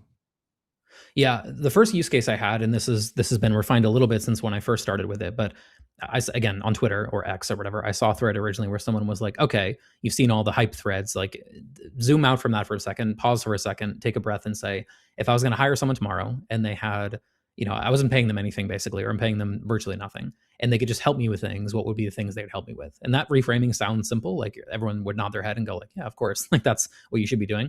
But then we get a little distracted maybe by like all the shiny object things that we might see online about what this thing does. So I said, okay, for me, what I often struggle with personally, and maybe I'm oversharing here, but I'll share it and let the consequences stay, is just having the right context when I go into the calls that I have, because I'm often booked like back to back. Like it's not uncommon for me to be booked back to back on calls, Monday, Tuesday, Thursday, like Friday, even some days. So that's a common thing. And I always feel like I never feel like I do enough prep, to be honest with you. Maybe it's just a skill that I've developed over 10 years where I don't need to do as much prep as I should. And I can get on the call and bring up numbers relatively quickly and dive through things and my brain can process them. But it's not optimal. Like what would be more optimal is me doing more digging before the call and having some things, a little bit more prepared. And we have client success team members that help me with that as well. So it's not like I'm completely solo in this, in the nature of how my work works, like how my agency works. But yeah, that's the thing that I started with, was like, okay, at least give me like the last 30 days summary of everything that this client has been working on with us. Because to be frank too, I'm not privy to everything that goes on. Like comments may happen in Basecamp, projects may happen in Basecamp that I'm not looking at. So for me to get a little summary of that, that's just like, you're meeting with Mark tomorrow. In this case, pretend you're a client. Mark is doing PPC ads with you. Here's the last 30 days of communication between him and someone on my client success team, or he sent 2 emails about this, you replied to it. And I just forget, to be honest with you. Like I just, by the time 25 days, I don't remember what we talked about 25 days ago, at least not to recall it perfectly, in that second. So I really just started it like a prep, like prep me for the meeting, give me as much information as possible, summarize it, and then send it to me the morning of, so I can read through that. Like it's called pre-reads. Like I do all my pre-reads, which I actually stole that from like a president. I guess the president has that, something similar to that, or maybe in the UK, the prime minister or something. You literally just get a morning briefing. It's like, you're meeting with these 4 leaders today. Here's 9 things you need to know about each of these people and what's going on. And that's how they, ask about their kids and know what they're struggling with and what's going on in their countries. It's not like they actually know everything. Yes, people are, countries are very smart, but they don't know everything, right? It's like they get prepped, beforehand. So that's kind of what it started for me. Yeah, I was doing that. That's fascinating. And how are you chatting with BogeyBot? Are you doing it on Telegram? Have you figured out something else? Like, how are you sort of chatting to it? Yeah, maybe this has been my story so far that you've noticed. I just went for the path of least resistance. So I know there are other ones you can set up. Actually, frankly, I had a Telegram account, or maybe I'd registered one previously. I've never used Telegram really. Like there's no friends or family or team members that I message on there. So I put the app back on my phone and got it connected and just went for there. Like when on their onboarding list, it was like, this one's the easiest. I'm like, cool, let me do that. Like, I don't mind using a different messaging app. I know some people use like Slack or other messaging things, but for me, I was like, let me just try the easy one and kind of see, again, look for the path of least resistance to get it going. So that's what I chose, was Telegram. And do you chat mostly on your phone to it, or you got an app on your computer open? Like, how do you mostly like engage and dial in with it? It's probably 70% on my computer and then 30% on my phone. The phone thing is really helpful because I'm not in front of my computer 24/7. So like, it is helpful to be like, again, I could go prompt it and ask it to do things for me. Again, think of it like a junior employee that will do things for you. Hey, I'm in the middle of a meeting right now, and Mark wants to know how his analytics is doing. If I'd given the right access, it could go in and say 30-day summary report of analytics. It could do that while we're chatting, that sort of thing. Yeah. So that's when I use it more on the desktop. But yeah, the phone use is valuable because you can have it do things for you while you're away, and then you come back and those things are in a somewhat complete So fashion. if you're on the golf course and you're like halfway around and you're like, oh shoot, I wish it could do this. Boom, up you go. Type a little message, voice note it in, and it's done when you get back. That's nice. Exactly. Yeah. So and clients who are listening, I'm never on the golf course during the week, of course. Of course. And you've given it read access only, so it can't write anything, it can't change anything, but it gets to read a lot of things.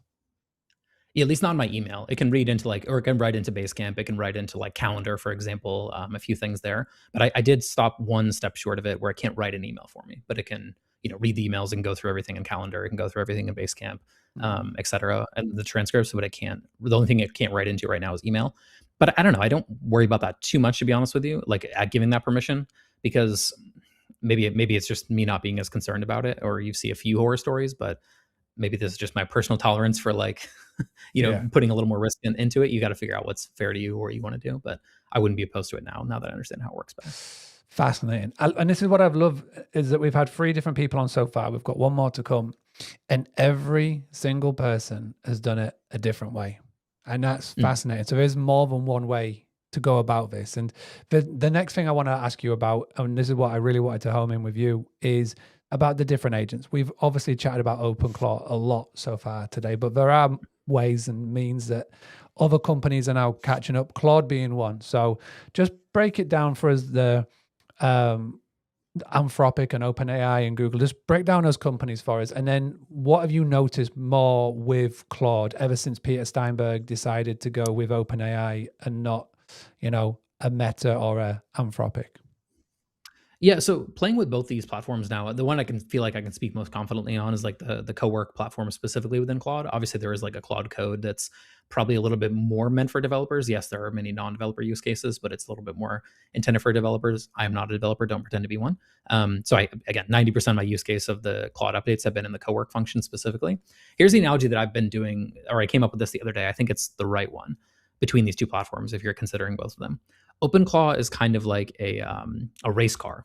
Like it's somewhat unstable. Like it breaks sometimes. It doesn't always work very well. It's very expensive, by the way. We haven't touched on that yet. But if you're using OpenClaw a ton and you're using the latest models from OpenAI or from Anthropic, using those high value tokens, I mean, I easily burn through like 40, 50 million tokens in the first few weeks getting everything set up and getting the heartbeats. And what's that in in dollars? You say 40, 50 million tokens. What's, are we sort of putting like a dollar amount to that? Over $400 of tokens from Anthropic, like easily over $400 of tokens. Yeah. So like it burned a lot, and I knew as it was happening, and then I'm looking at it and like, again, so to do my race car analogy, the race car burns very premium fuel that's very expensive. It kind of breaks a lot. You gotta have a crew of people there.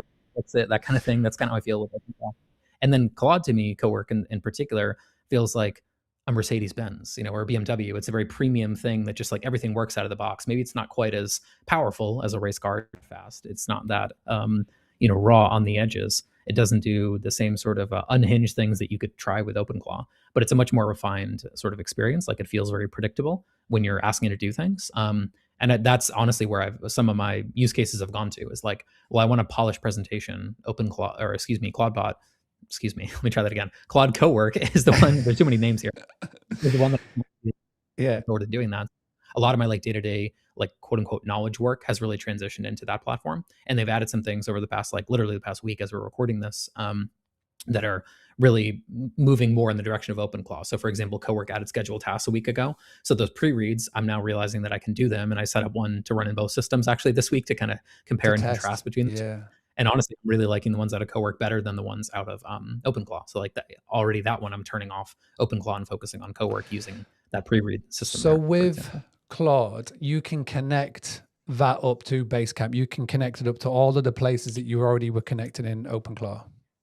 Unfortunately, not Basecamp. They don't have a pre-built connector for Basecamp. Maybe just because it's a less popular, project management software. They do have other ones in there like Asana and I think Trello and some other ones that are quite popular, but they don't have Basecamp in there.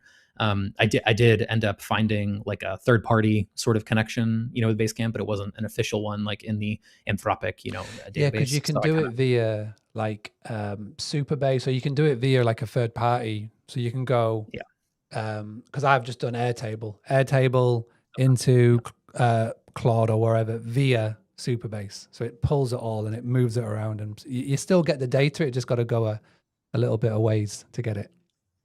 Yeah. So, but whereas OpenClaw, this is the difference again between the two. OpenClaw was like, it didn't exist. There was no pre-built, obviously, connector for Basecamp at OpenClaw, and it was just like, oh, I'll build one. that was one of the things that burned a few million tokens. Was like, I was like, cool, sounds good. Like, go build it. Yeah, you can build it, but it's going to cost you. That's fascinating. Yeah, but that's good. So when you see people talking about on X or Reddit, and you're talking about OpenClaw, and they've got these things called a marketplace, and you can go and download skills per se. Is that people that have created their own skill, like you connected up Basecamp, and then have they gone and put it public? Is that what we're talking about when people figure that out, or is that something else? I would differentiate between like a connector and a skill. Those are two different things, right? So like a skill is really more so just similar to like how an OpenAI project works, where it's like more so a set of instructions for the Claude to follow. That's how I think about the skills. So it's like when I'm like the podcast that dropped literally to, as we're recording this basically, was Paul and I did an episode on how to build a homeowner landing page. And we came up with these like 20 different ideas of like sections for a homeowner landing page, right? So that I've now actually turned into a skill in Claude. So I can then prompt Claude and say, use this skill that I developed and build a homeowner landing page for whatever, insert vacation rental company here. And you have to give it the right context, right? You got to paste in some information about the company, the name, et cetera, et cetera. But the skill is just a preset list of instructions to say like, just like you would give an SOP to a team member. That's kind of what a skill is. More so I like that. Like a skill is an SOP.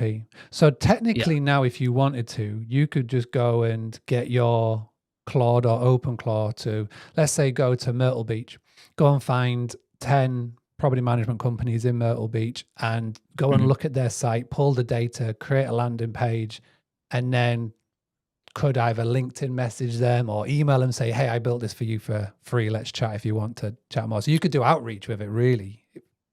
Yeah, I think I haven't gone to the last few steps that you've referenced, but the first few steps that you referenced sound very feasible to me that would work right now out of the box.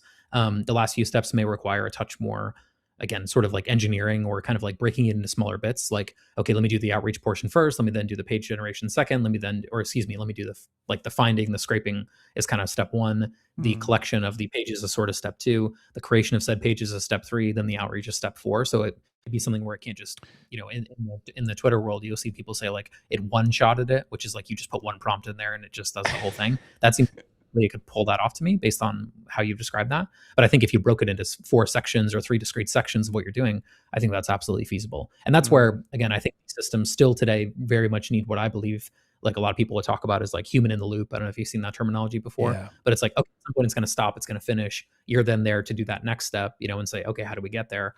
And maybe this is just my own personal limitations, knowing what I know and knowing what I don't know. I think that's kind of a lot of where I find myself is like, okay, there's points where I have to stop, give it additional feedback, give it additional context, tell it to do the next thing, or move it from one skill to the next or one thing to the next and say, okay, now that I've got this, let's start the next thing.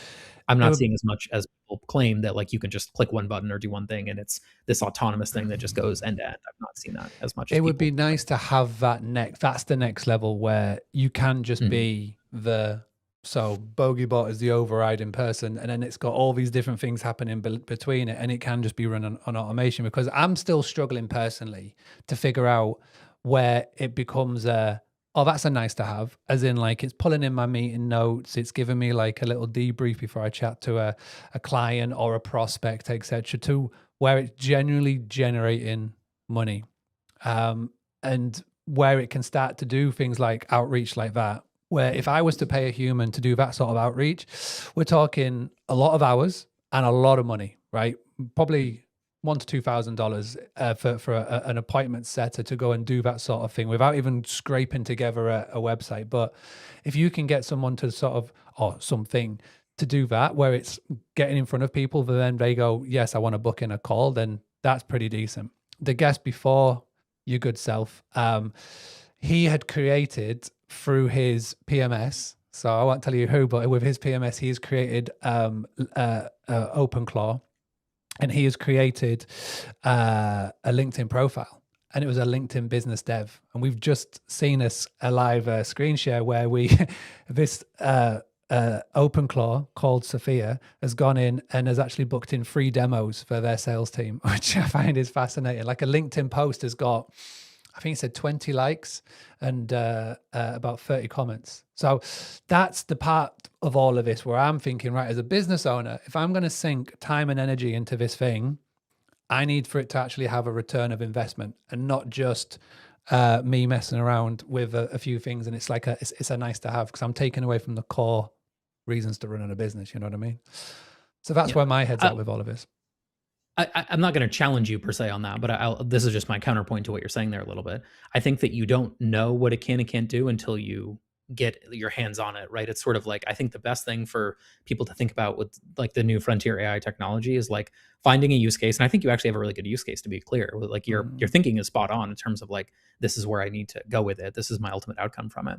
But then it's like the way to get there is going to be a little messy. I'll be honest, right? It's not going to be like, I'm going to set this up in one hour session and then I'm done with it, right? It's going to be like, just like a person, right? You have to train a person over hours, tens of hours, hundreds of hours, right? There's people on my team that I've spent 100 hours with on phone calls, and I feel like I still train them something new every week or every month, where I'm like, oh, you didn't know about this, I taught you about this, that sort of thing. So that's kind of my like mental understanding of how I think about using these AI agents, is like, it's not going to be one stop shop.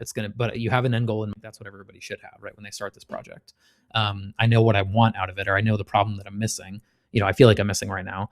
These are the steps to get there, and then you're building, each thing block by block, Lego brick by Lego brick until you get where you want to go, and expect it to fail. Expect it that there's going to be some, wasted effort and time, and then you screw up and have to delete the whole thing and start over again. But then when you're done, like the promised land on the other side of this whole thing is exactly what you described. Like when the agent is doing valuable work for you and it's costing you $50 a month in tokens, and it would cost you $2,000 to do that with a person, and it never is sick, never calls out, never has any problems, etc. Then you're reaching that never level. Comes in hungover. Yeah, all of those. Yeah. Okay, so you said earlier that if you see something cool on X, you want to give it a go. Have you dabbled with anything else? Because obviously, like Meta have got Manus. Obviously, OpenAI have got ChatGPT. Have you been dabbling with any other these tools? Because personally, I've been dabbling with Manus quite a lot. Have you delved into that world outside of Claude or OpenClaw? The only thing the answer would be no on the Manus side in particular. The only thing that has me interested in that is the fact that it can do Facebook ads interfacing, obviously, because now Manus is owned by Meta, by Facebook. So that is one use case that I think I could personally find myself into. But I guess, again, I'm, as much as I like to hop on the new thing, I also try not to overly get distracted, right? I try to time box this kind of stuff and say, okay, let's not do 9 things and have 9 things be half complete. Let's try to get good at 1 or 2 things. Which is how my mindset goes. But the thing that would appeal to me about something like a Manus would be that, with the fact that it has Meta access. But again, Meta would want that for other platforms too, right? Like, and presumably they will build some kind of connector so that people can spend more money on advertising, right? Through their 100%. OpenClaw install, through their Claude, Cowork install, et cetera, et cetera. So my belief is that will come. It's just they built it natively for their own platform first. Yeah, obviously. I'm sure I saw somewhere that they've built one for Anthropic, or they're literally going to have the Anthropic one coming out very soon. And I was one of the first Manus users. I jumped on that very shiny object, and I used it quite a lot, where Manus reached out to me, and I've just got on a call with them this past week. And I was chatting with their team in Singapore about the things that I like and don't like. And they said that the WhatsApp integration, so their version of Telegram, is coming very, very soon. So I feel like they are getting more into the meta world, Manus, and fascinating to see what they're doing. But yeah, there's going to be competing agent systems, just like there's competing operating systems, right? There's Android, there's iOS, there's Windows, there's Mac OS, right? Like the same thing I think will occur here. And I think that it's silly to think that there's going to be one winner. I think there's going to be likely multiple winners, or depending on the use case, maybe prefer one to the other. Like, for example, you mentioned about different AI platforms. I don't find myself going to Gemini a ton now, but when I use Gemini, the image generation tools inside of Gemini are, in my opinion, the best. Like, I don't think you can make images that look on brand or match the right color scheme or fonts or whatever you're trying to do better than with like the Gemini AI Studio photo generation tool, like the Nano Banano stuff.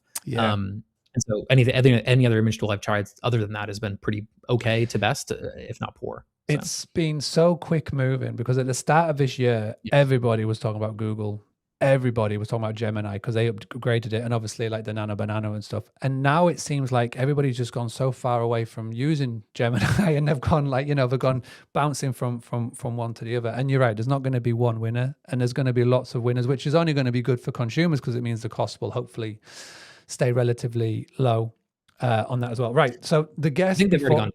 Yeah. I mean, Google had some stuff yesterday where they did like a 3.1 flash or something like that. That's like, it's like 80% is smart, but 10% of the cost or whatever, right? Like it's not quite as good as their newest stuff, but it's both faster and cheaper. So I think you're just going to see that token cost just continue to go down, down, and down, unless a model actually has something unbelievably unique about it. Like, oh, this is the only model you can use to make images that look like a person, so therefore they can charge a premium for that. But it's tricky to know too, because they're still losing money on all this stuff. Like I'm paying Anthropic a lot of money in tokens and subscription fees, and despite that, I know they're losing money on me. So that's the tricky part. We don't know where it's all going to land.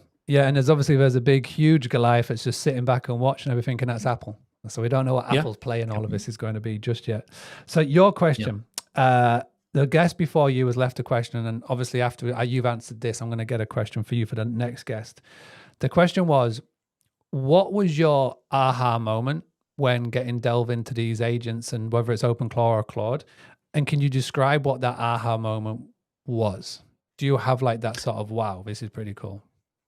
Yeah, I think for me, it's well, actually, I could think of one yesterday, so maybe good timing on that, which is I was doing the pre-read, and it went into my inbox and found a meeting had been canceled and already suggested what the next steps were based on the fact that the meeting had been canceled. So it's sort of like the proactive nature of, here's what happened.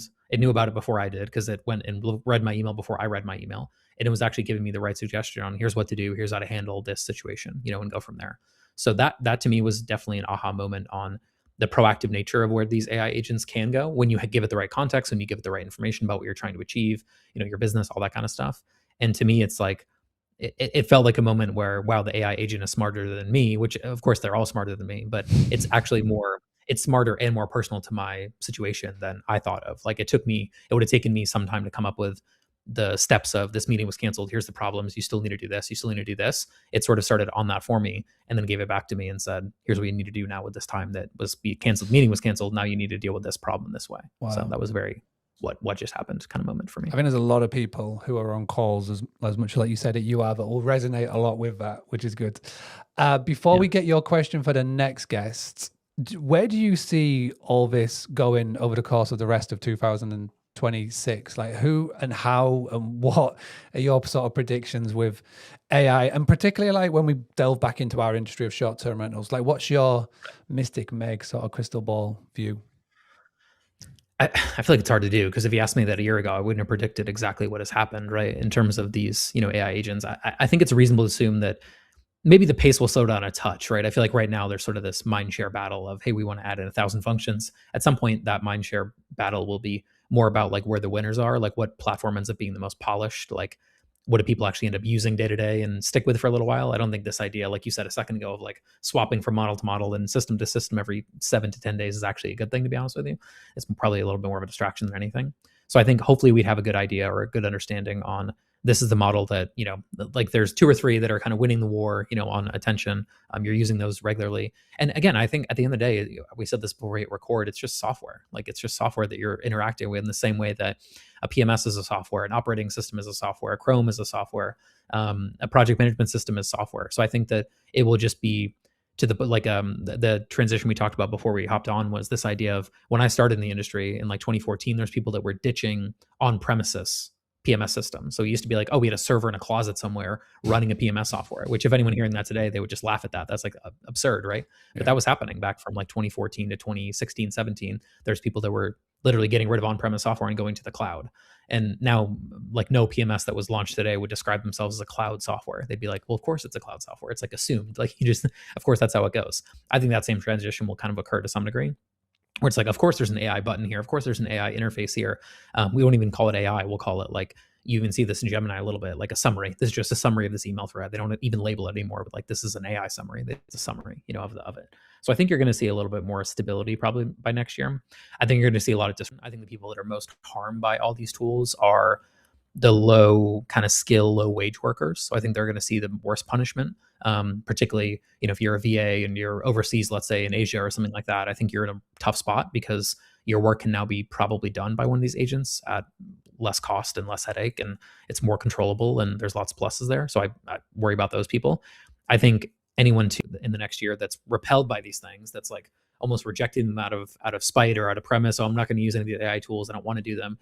I feel like they'll be very much left behind by people who are using them, and at some point they will succumb, and they'll be like, I have to use these tools or I'm going to be, very ineffective at my job and doing what I need to do. But that may take more than a year, to be honest with you. But I think in the next year, it'll be very obvious, like team members or people on your team that are not embracing it, they're not going to do well. Like they're going to really struggle. So those are some thoughts I have. I have more, I guess. But there was a crazy stat, and I put it in the WhatsApp group chat for the Geeking Out on AI, and I feel like it was something along the lines of 0.04% of people have got a paid Claude account in the world. Right. So if you've got a paid Claude account, even if you're just paying them $20 a month, you are already ahead of so many people.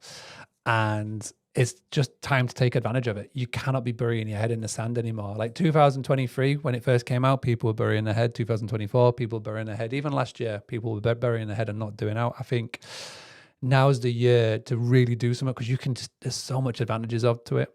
Do you see a scenario where somebody builds their own PMS with AI and it can literally be a one-man band? Like, is that something that you could see they could do?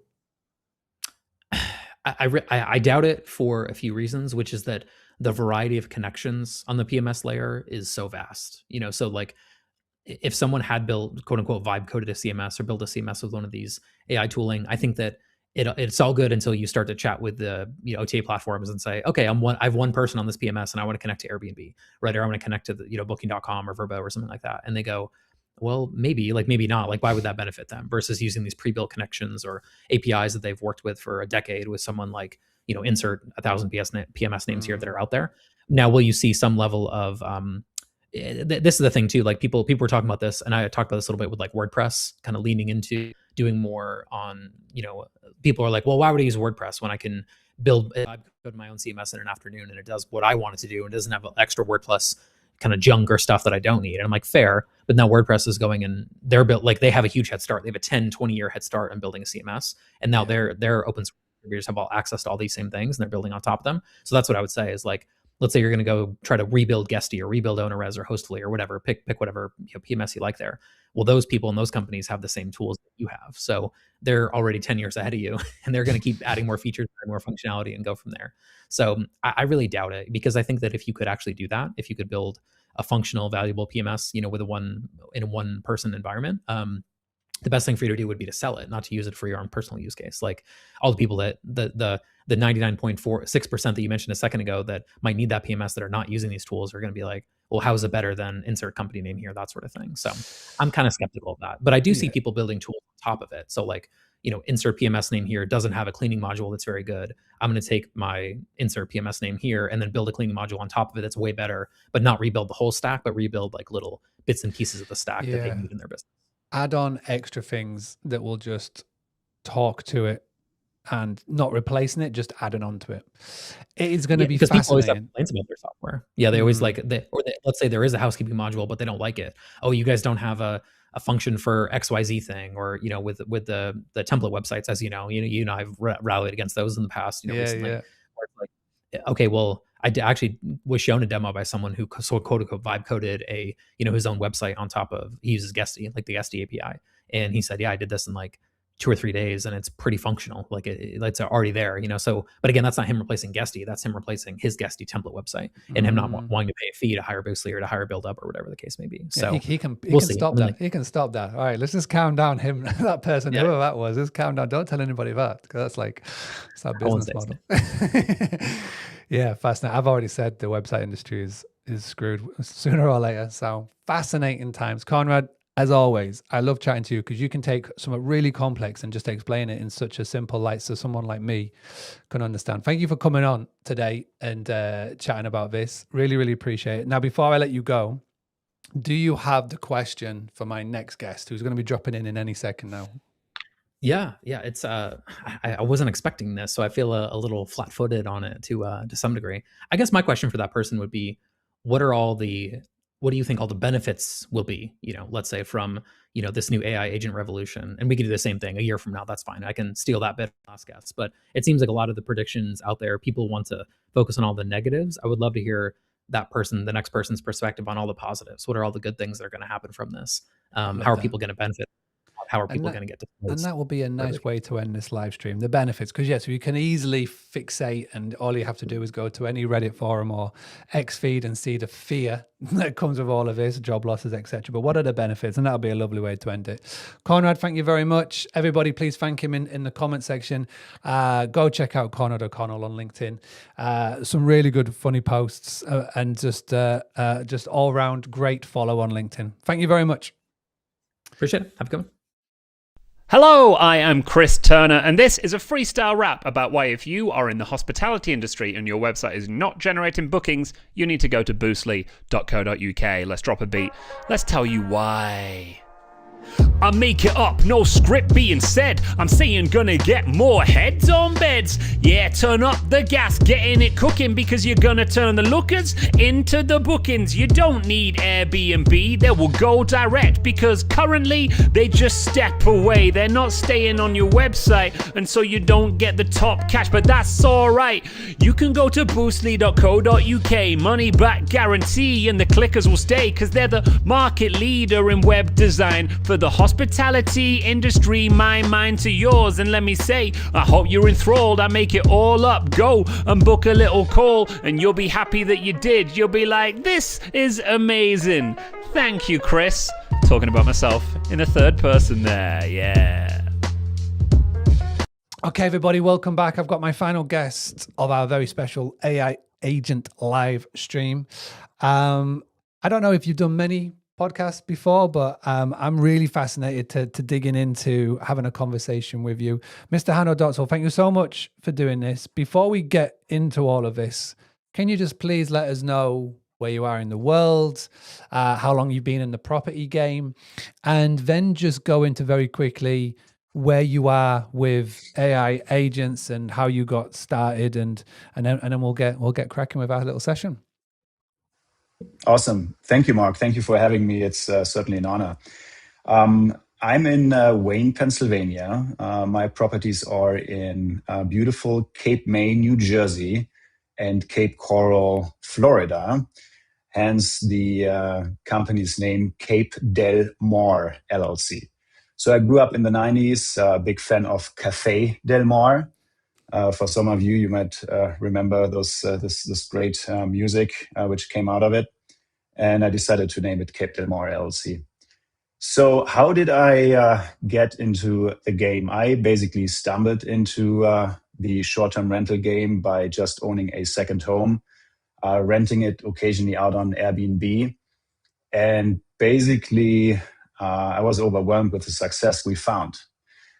So we basically decided that we actually cannot afford to go on vacation in our own rental, because the opportunity cost was way too high. And from there, we expanded. So we are now looking at 6 properties, roughly $500,000 in revenue. And to your question, to directly go into this, how did I get into OpenClaw? I was actually on a plane back from the Bahamas, and I listened to a podcast where they were talking about this new OpenClaw setup. And I believe it was like 3.5, maybe 4 weeks ago. So relatively early on. And I was so fascinated with this entire idea of having your own agents, which are completely unhinged, because I've been using AI quite a bit, but there was always this limitation in terms of what an agent could do, how long it could perform a certain task. And everything I've heard on this podcast really fascinated me. So from the plane, I ordered a Mac Mini, which got delivered to my door, I the same day from the KOP mall. And I didn't get much sleep that night because I was directly hooked. And Mark asked me earlier whether I'm a technical person. I am not. So I had to really figure this out all on my own. There's a really nice recurring theme out of all of the guests, and I haven't mentioned to you who they are, but every single one of them has described themselves as a non-techie founder, which is good because there's going to be a lot of people watching this with us now live or maybe later on the replay who are thinking, oh, it's all well and good for these chaps that have been on the podcast because they've got a technical background, they know how to code, and none of our guests have today. So it's fascinating and really good to hear you say that. So you got the Mac Mini. It was delivered while you were on a plane, which is amazing. You didn't get much sleep. How did you get started? Like, what was the first sort of things that you did? And the question I've asked to all of our guests is, what have you named your OpenClaw agent? Yeah, that was the fun part, right? So I followed a setup, which I think most of the people have implemented, where I have a chief of staff. He's called Luke. Nice, like it. I think I was somewhat biased from like maybe Luke Skywalker or someone. Yeah. But someone who could basically oversee the other agents and for quality control and most importantly, safety. So if you watch those, YouTube videos, there are people talking about prompt injection. And of course, that is something which is pretty scary. So I basically asked AI all the time. Nothing which I really did was without the help of AI.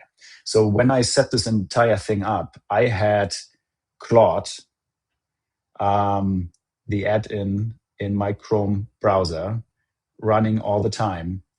And I said, look, for instance, I give you an example. I want to ensure that I set up a system which is not prone to prompt injection. What are the terminal commands? What is, like, when you go through the OpenClaw setup, what is the important thing I have to pay attention to? And then basically Claude guided me through that. I mean, I still was somehow in the driver's seat in taking the decision, but I had very strong guidance in doing so. So I have Luke, chief of staff, and then I have 5 agents as of now. It's growing. I have like Tim, who's my personal or executive assistant. I have Jeff, who is the STR, the short-term rental operator. He's basically doing everything around short-term rentals. I have Elon, who's the business development guy. I have Claire, who's my legal counsel. And I have JP, who is my financial analyst. Luke, Jeff, Tom, Claire, Elon, and JP. So we've got a team. Tim, not Tom. Tim. Yeah. Tim. So we've built a team here. And and so Luke is like in overall charge. Is that sort of right? So he's in charge of Jeff, Tim, Claire, Elon, and JP. How does the dynamics work? Look, they sometimes they talk to each other. I mean, there are some really fun use cases which I've been working on.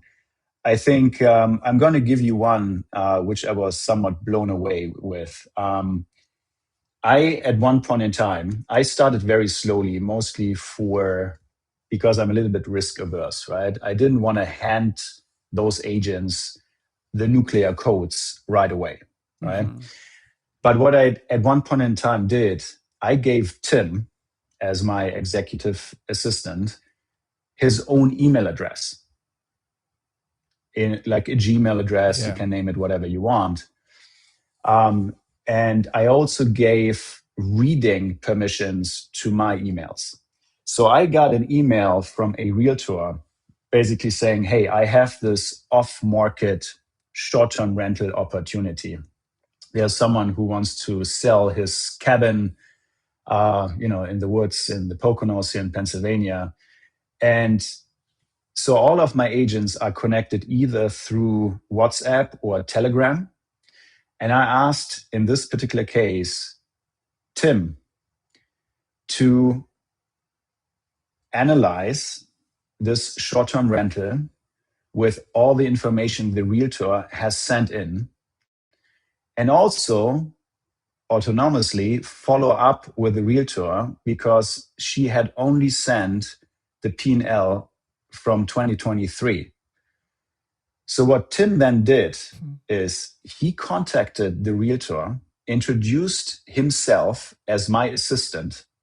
He didn't reveal that he's an AI agent. Yeah. And lo and behold, the realtor answered that email saying, "Oh, nice to meet you, Tim. I'm going to get you the latest P&L shortly."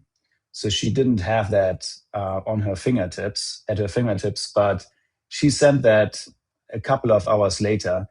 Tim took this new information, processed it, like he went onto AirDNA, got comps, and then did a full pro forma and sent it to me and my investment partner. And he did this all like with like one prompt. I basically said, look, and it was the perfect example. It's I do not do business with this particular realtor all the time, right? So I thought she's good for an experiment. I hope she doesn't listen to this. And and he turned this around full circle. I think this is a very good example how powerful it could be. And I say could be because there are only two limitations when it comes to OpenClaw. One is your imagination and how risk averse you are. Everything else, you have to really think about like a person sitting in front, and we most of the time do this, right? In front of a laptop. Everything we can do in front of a laptop, an agent can do, and you can delegate that to an agent. So how are you now communicating with all of your agents? Are you doing it mostly from your phone with Telegram, etc., or do you chat a lot on computer? Like, so how are you sort of working on your day-to-day with these? That's a phenomenal use case, by the way. But how are you now mostly communicating with your agents? I think the great thing is, as you said, you have both options, right? You have, if I'm really doing somewhat of a new project where I'm going to set up a new social media cycle and instructing the agent to do all of that on his own. In this particular case, I typically work directly on this Mac Mini. But I'm traveling. I'm at my son's soccer game. It's called soccer here. I apologize. Yeah. I know. We let them get away with it. Right. And this is the great thing about, if there is any kind of idea popping up, right, and you are indeed not in front of your computer, but you're out, you can just type that into either Telegram or WhatsApp. And it's all interconnected. There is this memory file, so they will remember all the conversations you've ever had with them. And you mentioned chatting on the Mac Mini. So most people have their main computer, and then the Mac Mini is to the side in part of their office, etc., and they don't really use it. Are you going in and using the Mac Mini when you are chatting to it? So you're going away from your main computer setup to the Mac Mini, or how does that sort of work when you're chatting on a desktop or you're in your office? How's like that sort of physical setup look like? Oh, the physical setup is my Mac Mini is to my left, and I'm looking at my laptop, and they are somewhat connected because it's all this Apple infrastructure. So I wanted to have it somehow, to a certain extent, isolated, hence me setting this all up on a separate computer. But you can certainly also run this on your existing one or on a virtual server. So do all of your agents have their own email account with a Google account, etc., or is it just Tim? Not yet. So as of today, only Tim has its own email address. That's just me not having had the time to set it all up. Because there's still certain things which you have to go through, right? I mean, the authentication, that is all stuff which you have to do once, and then the compounding, the recursive learning is hitting. But there is, I want to say, a good amount of work needed to initially set it up. Yeah, that's been a bit of a theme as well for our guests. So you said you've got 5 use cases. That's one. What's another use case that you have gone, wow, this has been great? One which I really got enthusiastic about for 2 reasons. One was emergent behavior, which I actually posted on X about. So the task was, I always wanted to have all the conversations I've ever had with all of my guests somehow in a consolidated form so that I can properly analyze, what are the top issues, create an FAQ out of those conversations, whatnot. And for whatever reason, the PMS I'm using that's not yet a feature. So I basically asked the agent to go in and scrape those 400 plus conversations out of Hospitable in my case. So there is like a browser relay. So the agent goes into Hospitable and starts to scrape every single word you have ever exchanged with your guests. Okay. So after a while, I got a little bit suspicious because I was checking in and seeing on my browser that nothing happens. And I asked the agent what is going on. The agent was saying, "Oh yeah, it really takes a very long time, like 2 minutes per conversation.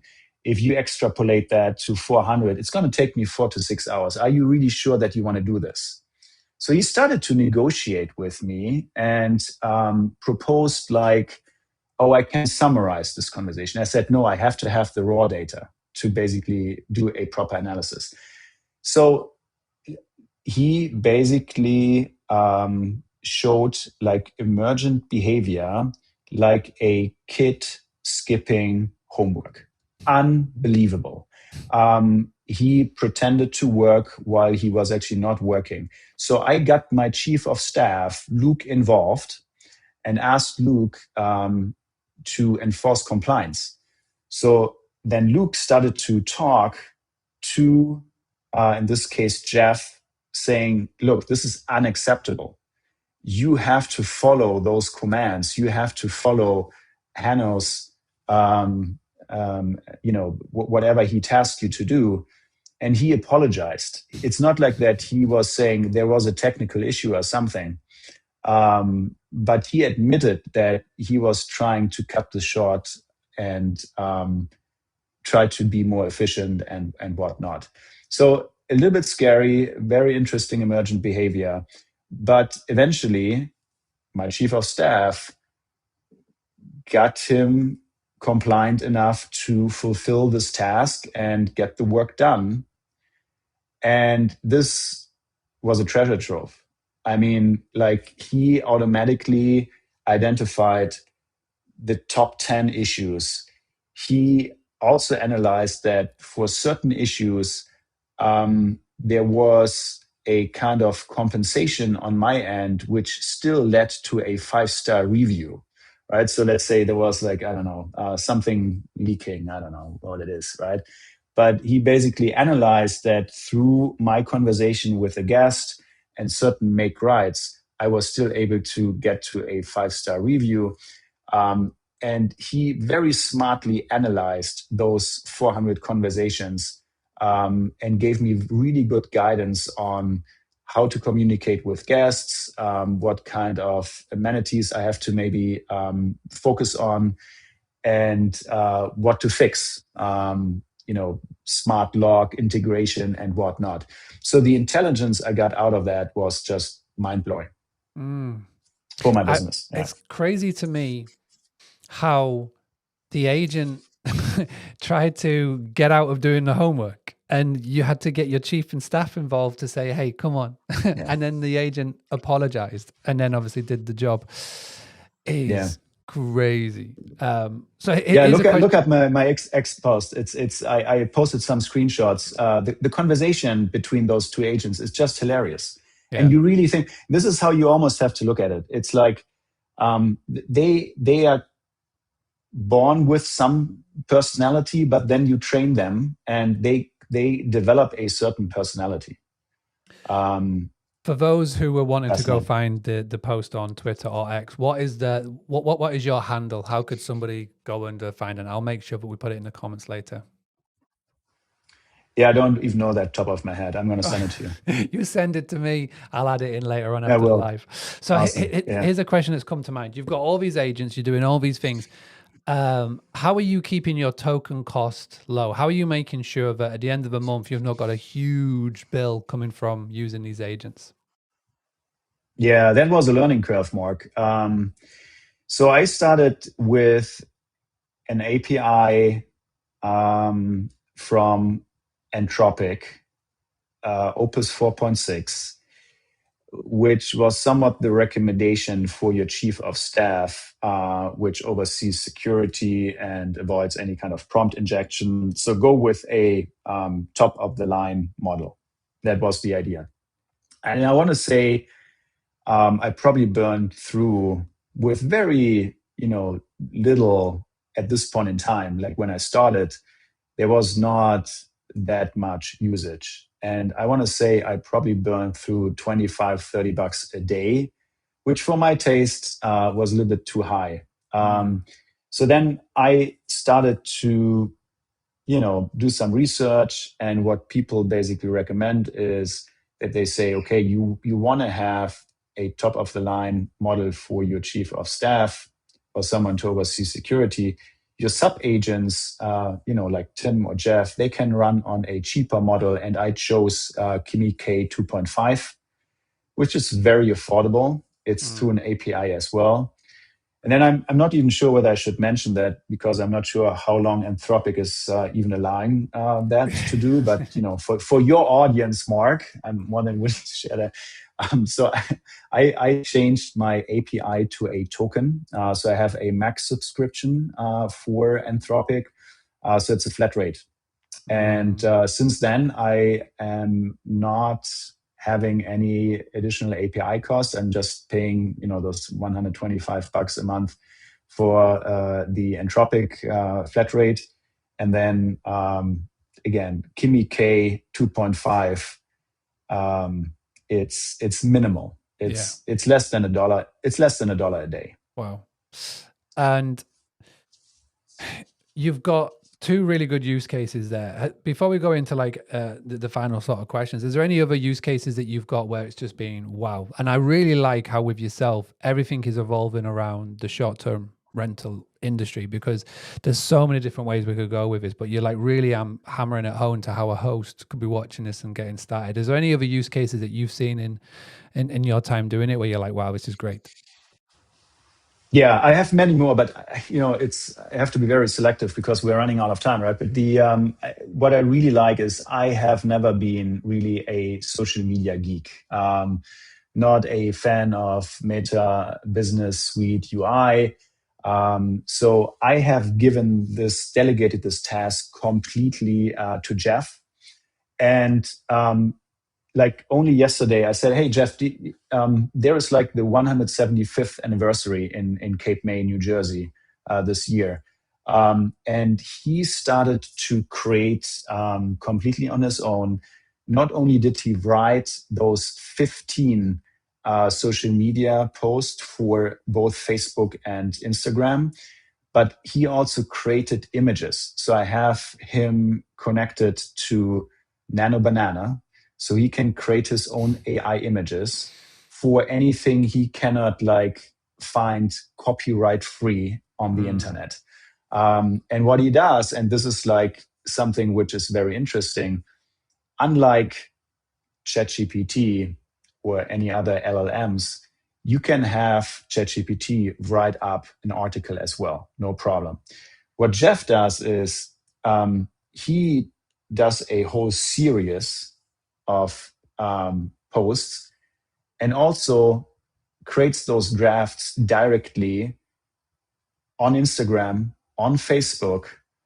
I have not yet given him permission to post, so they are all saved as drafts. Yeah. He's identifying the right timing. So some of those events, which are tied to this anniversary, have not yet been announced. So there's a cron job.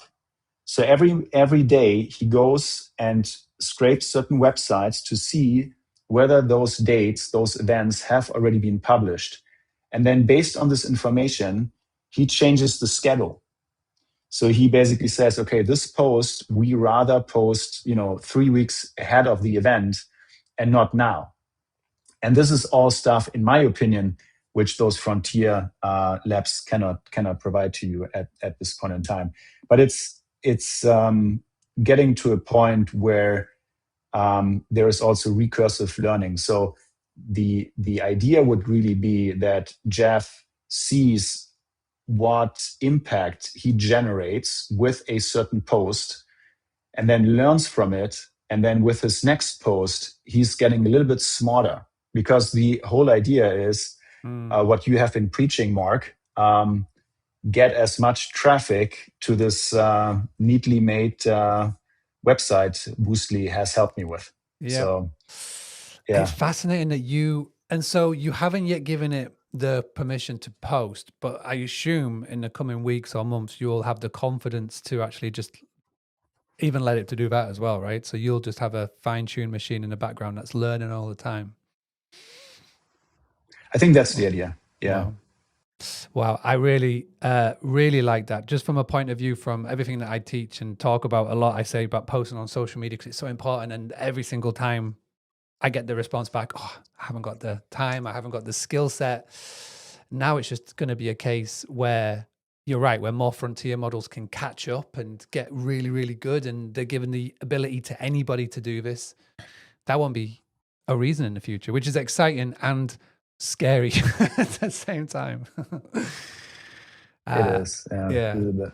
I made a prediction last year that I feel like it'll come a point in time where any digital message that you receive, whether it's a text or an email or a social post, you won't know if it's a human who's wrote it or a computer. And the more I see this technology ramp up, the more that I can just see this happening sooner rather than later.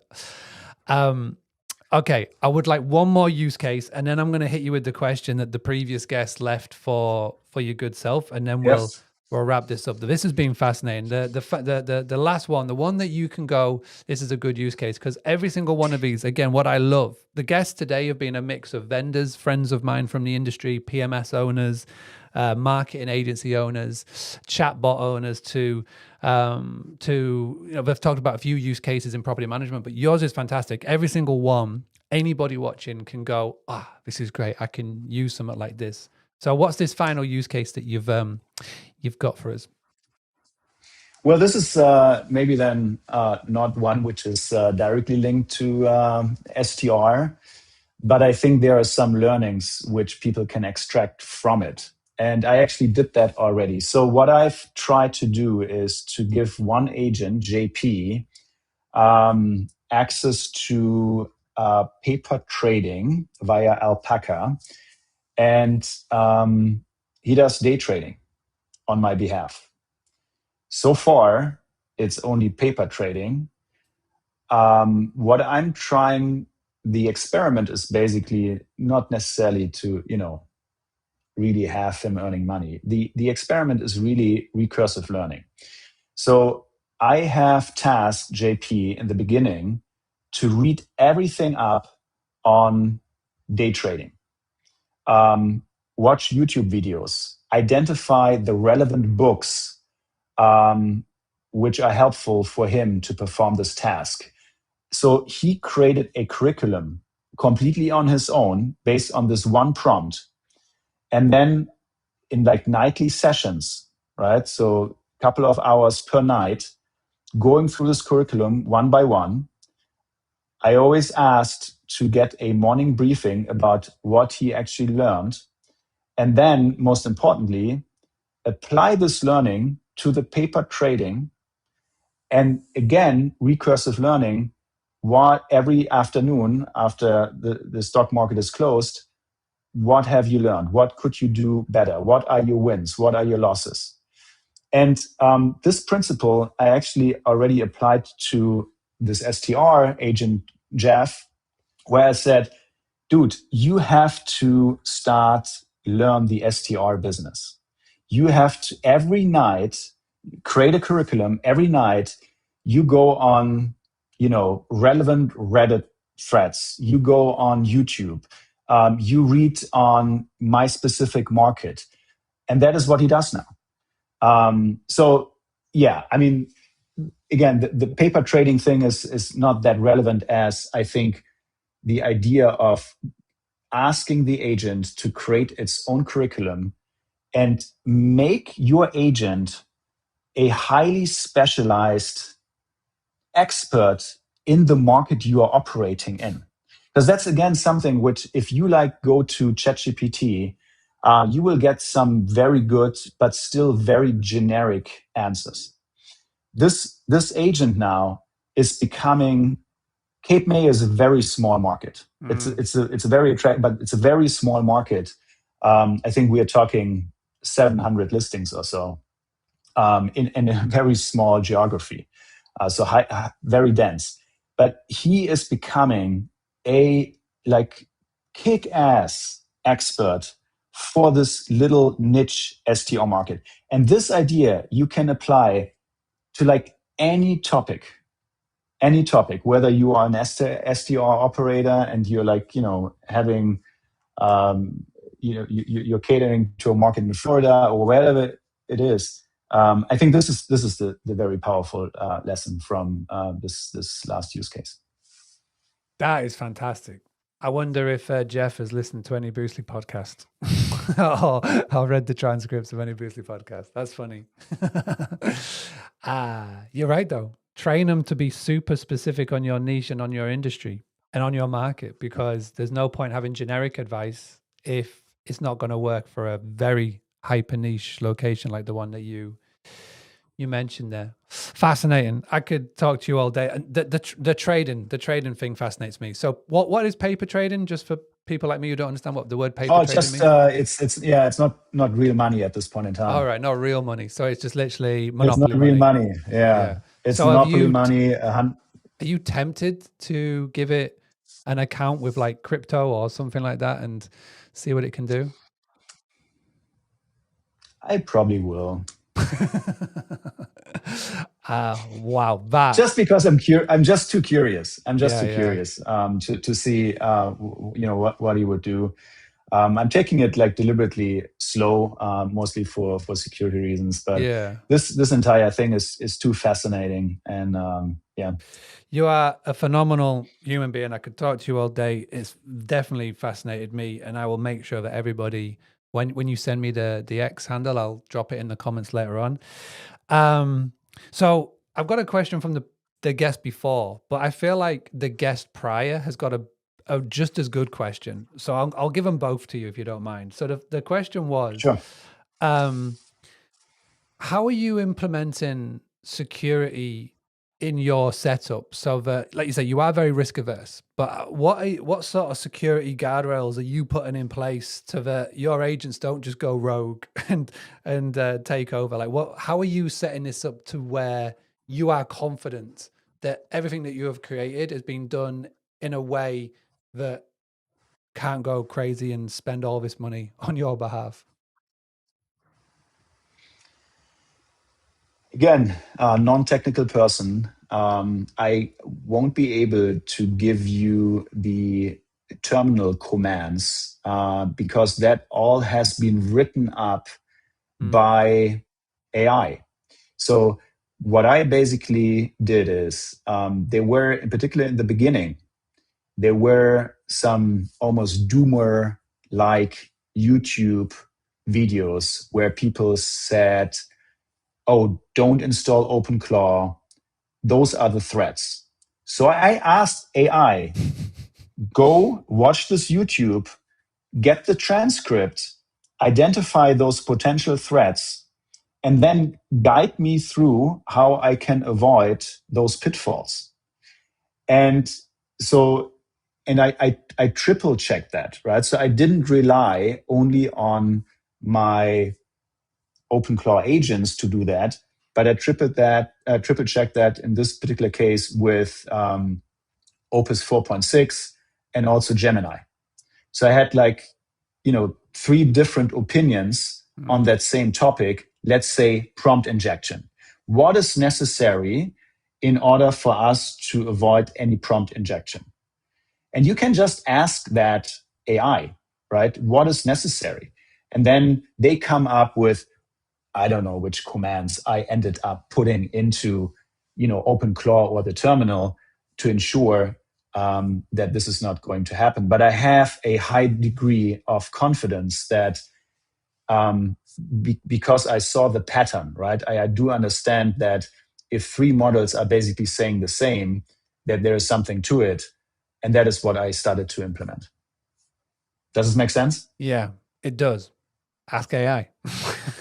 It will guide you, but I think the message that I'm taking is don't trust it 100%. Use it to get you 80% of the way there, and then use 20% of your own human intuition to get you the final way of the way there. So and what I always do is, Mark, is like whatever topic it is, I always ask multiple models and see what if there is a major deviation, I get suspicious. Very smart. But Very smart. Okay, so the question, the true question, you said that there can be a lot of doom and gloom with everything AI and AI agents. You can go on YouTube, you can go in the media. It's not hard to find it. But the question that the guests wanted to give to you are, what do you see are the benefits for humans with all of this technology that is coming very, very fast? Like, if you were to like put the rose tinted glasses on and look to the future and go, this is the benefit for humans to have this technology at the rate that we're having it, what would that be? I think we are entering a time where if you are really a creator and not only a consumer, sky's the limit. I think it's very hard to tell where this all leads us to as a whole humanity, and what it's going to do with unemployment and whatnot. But as you said, looking at it from an opportunity standpoint, this is the time for being an entrepreneur. I mean, we were in our chat group exchanging all those little apps we created, right? I created an app from an idea I had with a CrossFit buddy yesterday morning, and by the afternoon, I had a fully blown application with a LLM built in this case, Quen from Alibaba. So intelligence included. Well, so long story short, I think the opportunities are unlimited. I'm super excited. I think it's like a very, very exciting time we are living in, and something we will probably look at.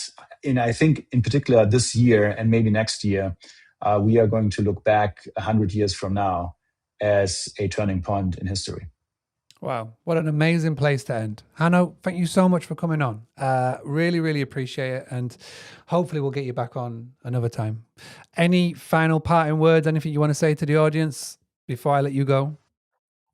Oh, it was fun talking to you. Thanks for having me, Mark. Much appreciated. Massive. Thank you very much. Okay, everybody. That was it. That was the whole live stream. We've been going for a few hours now. We've had some amazing guests. Can you all please drop into the comments and just say thank you to everybody?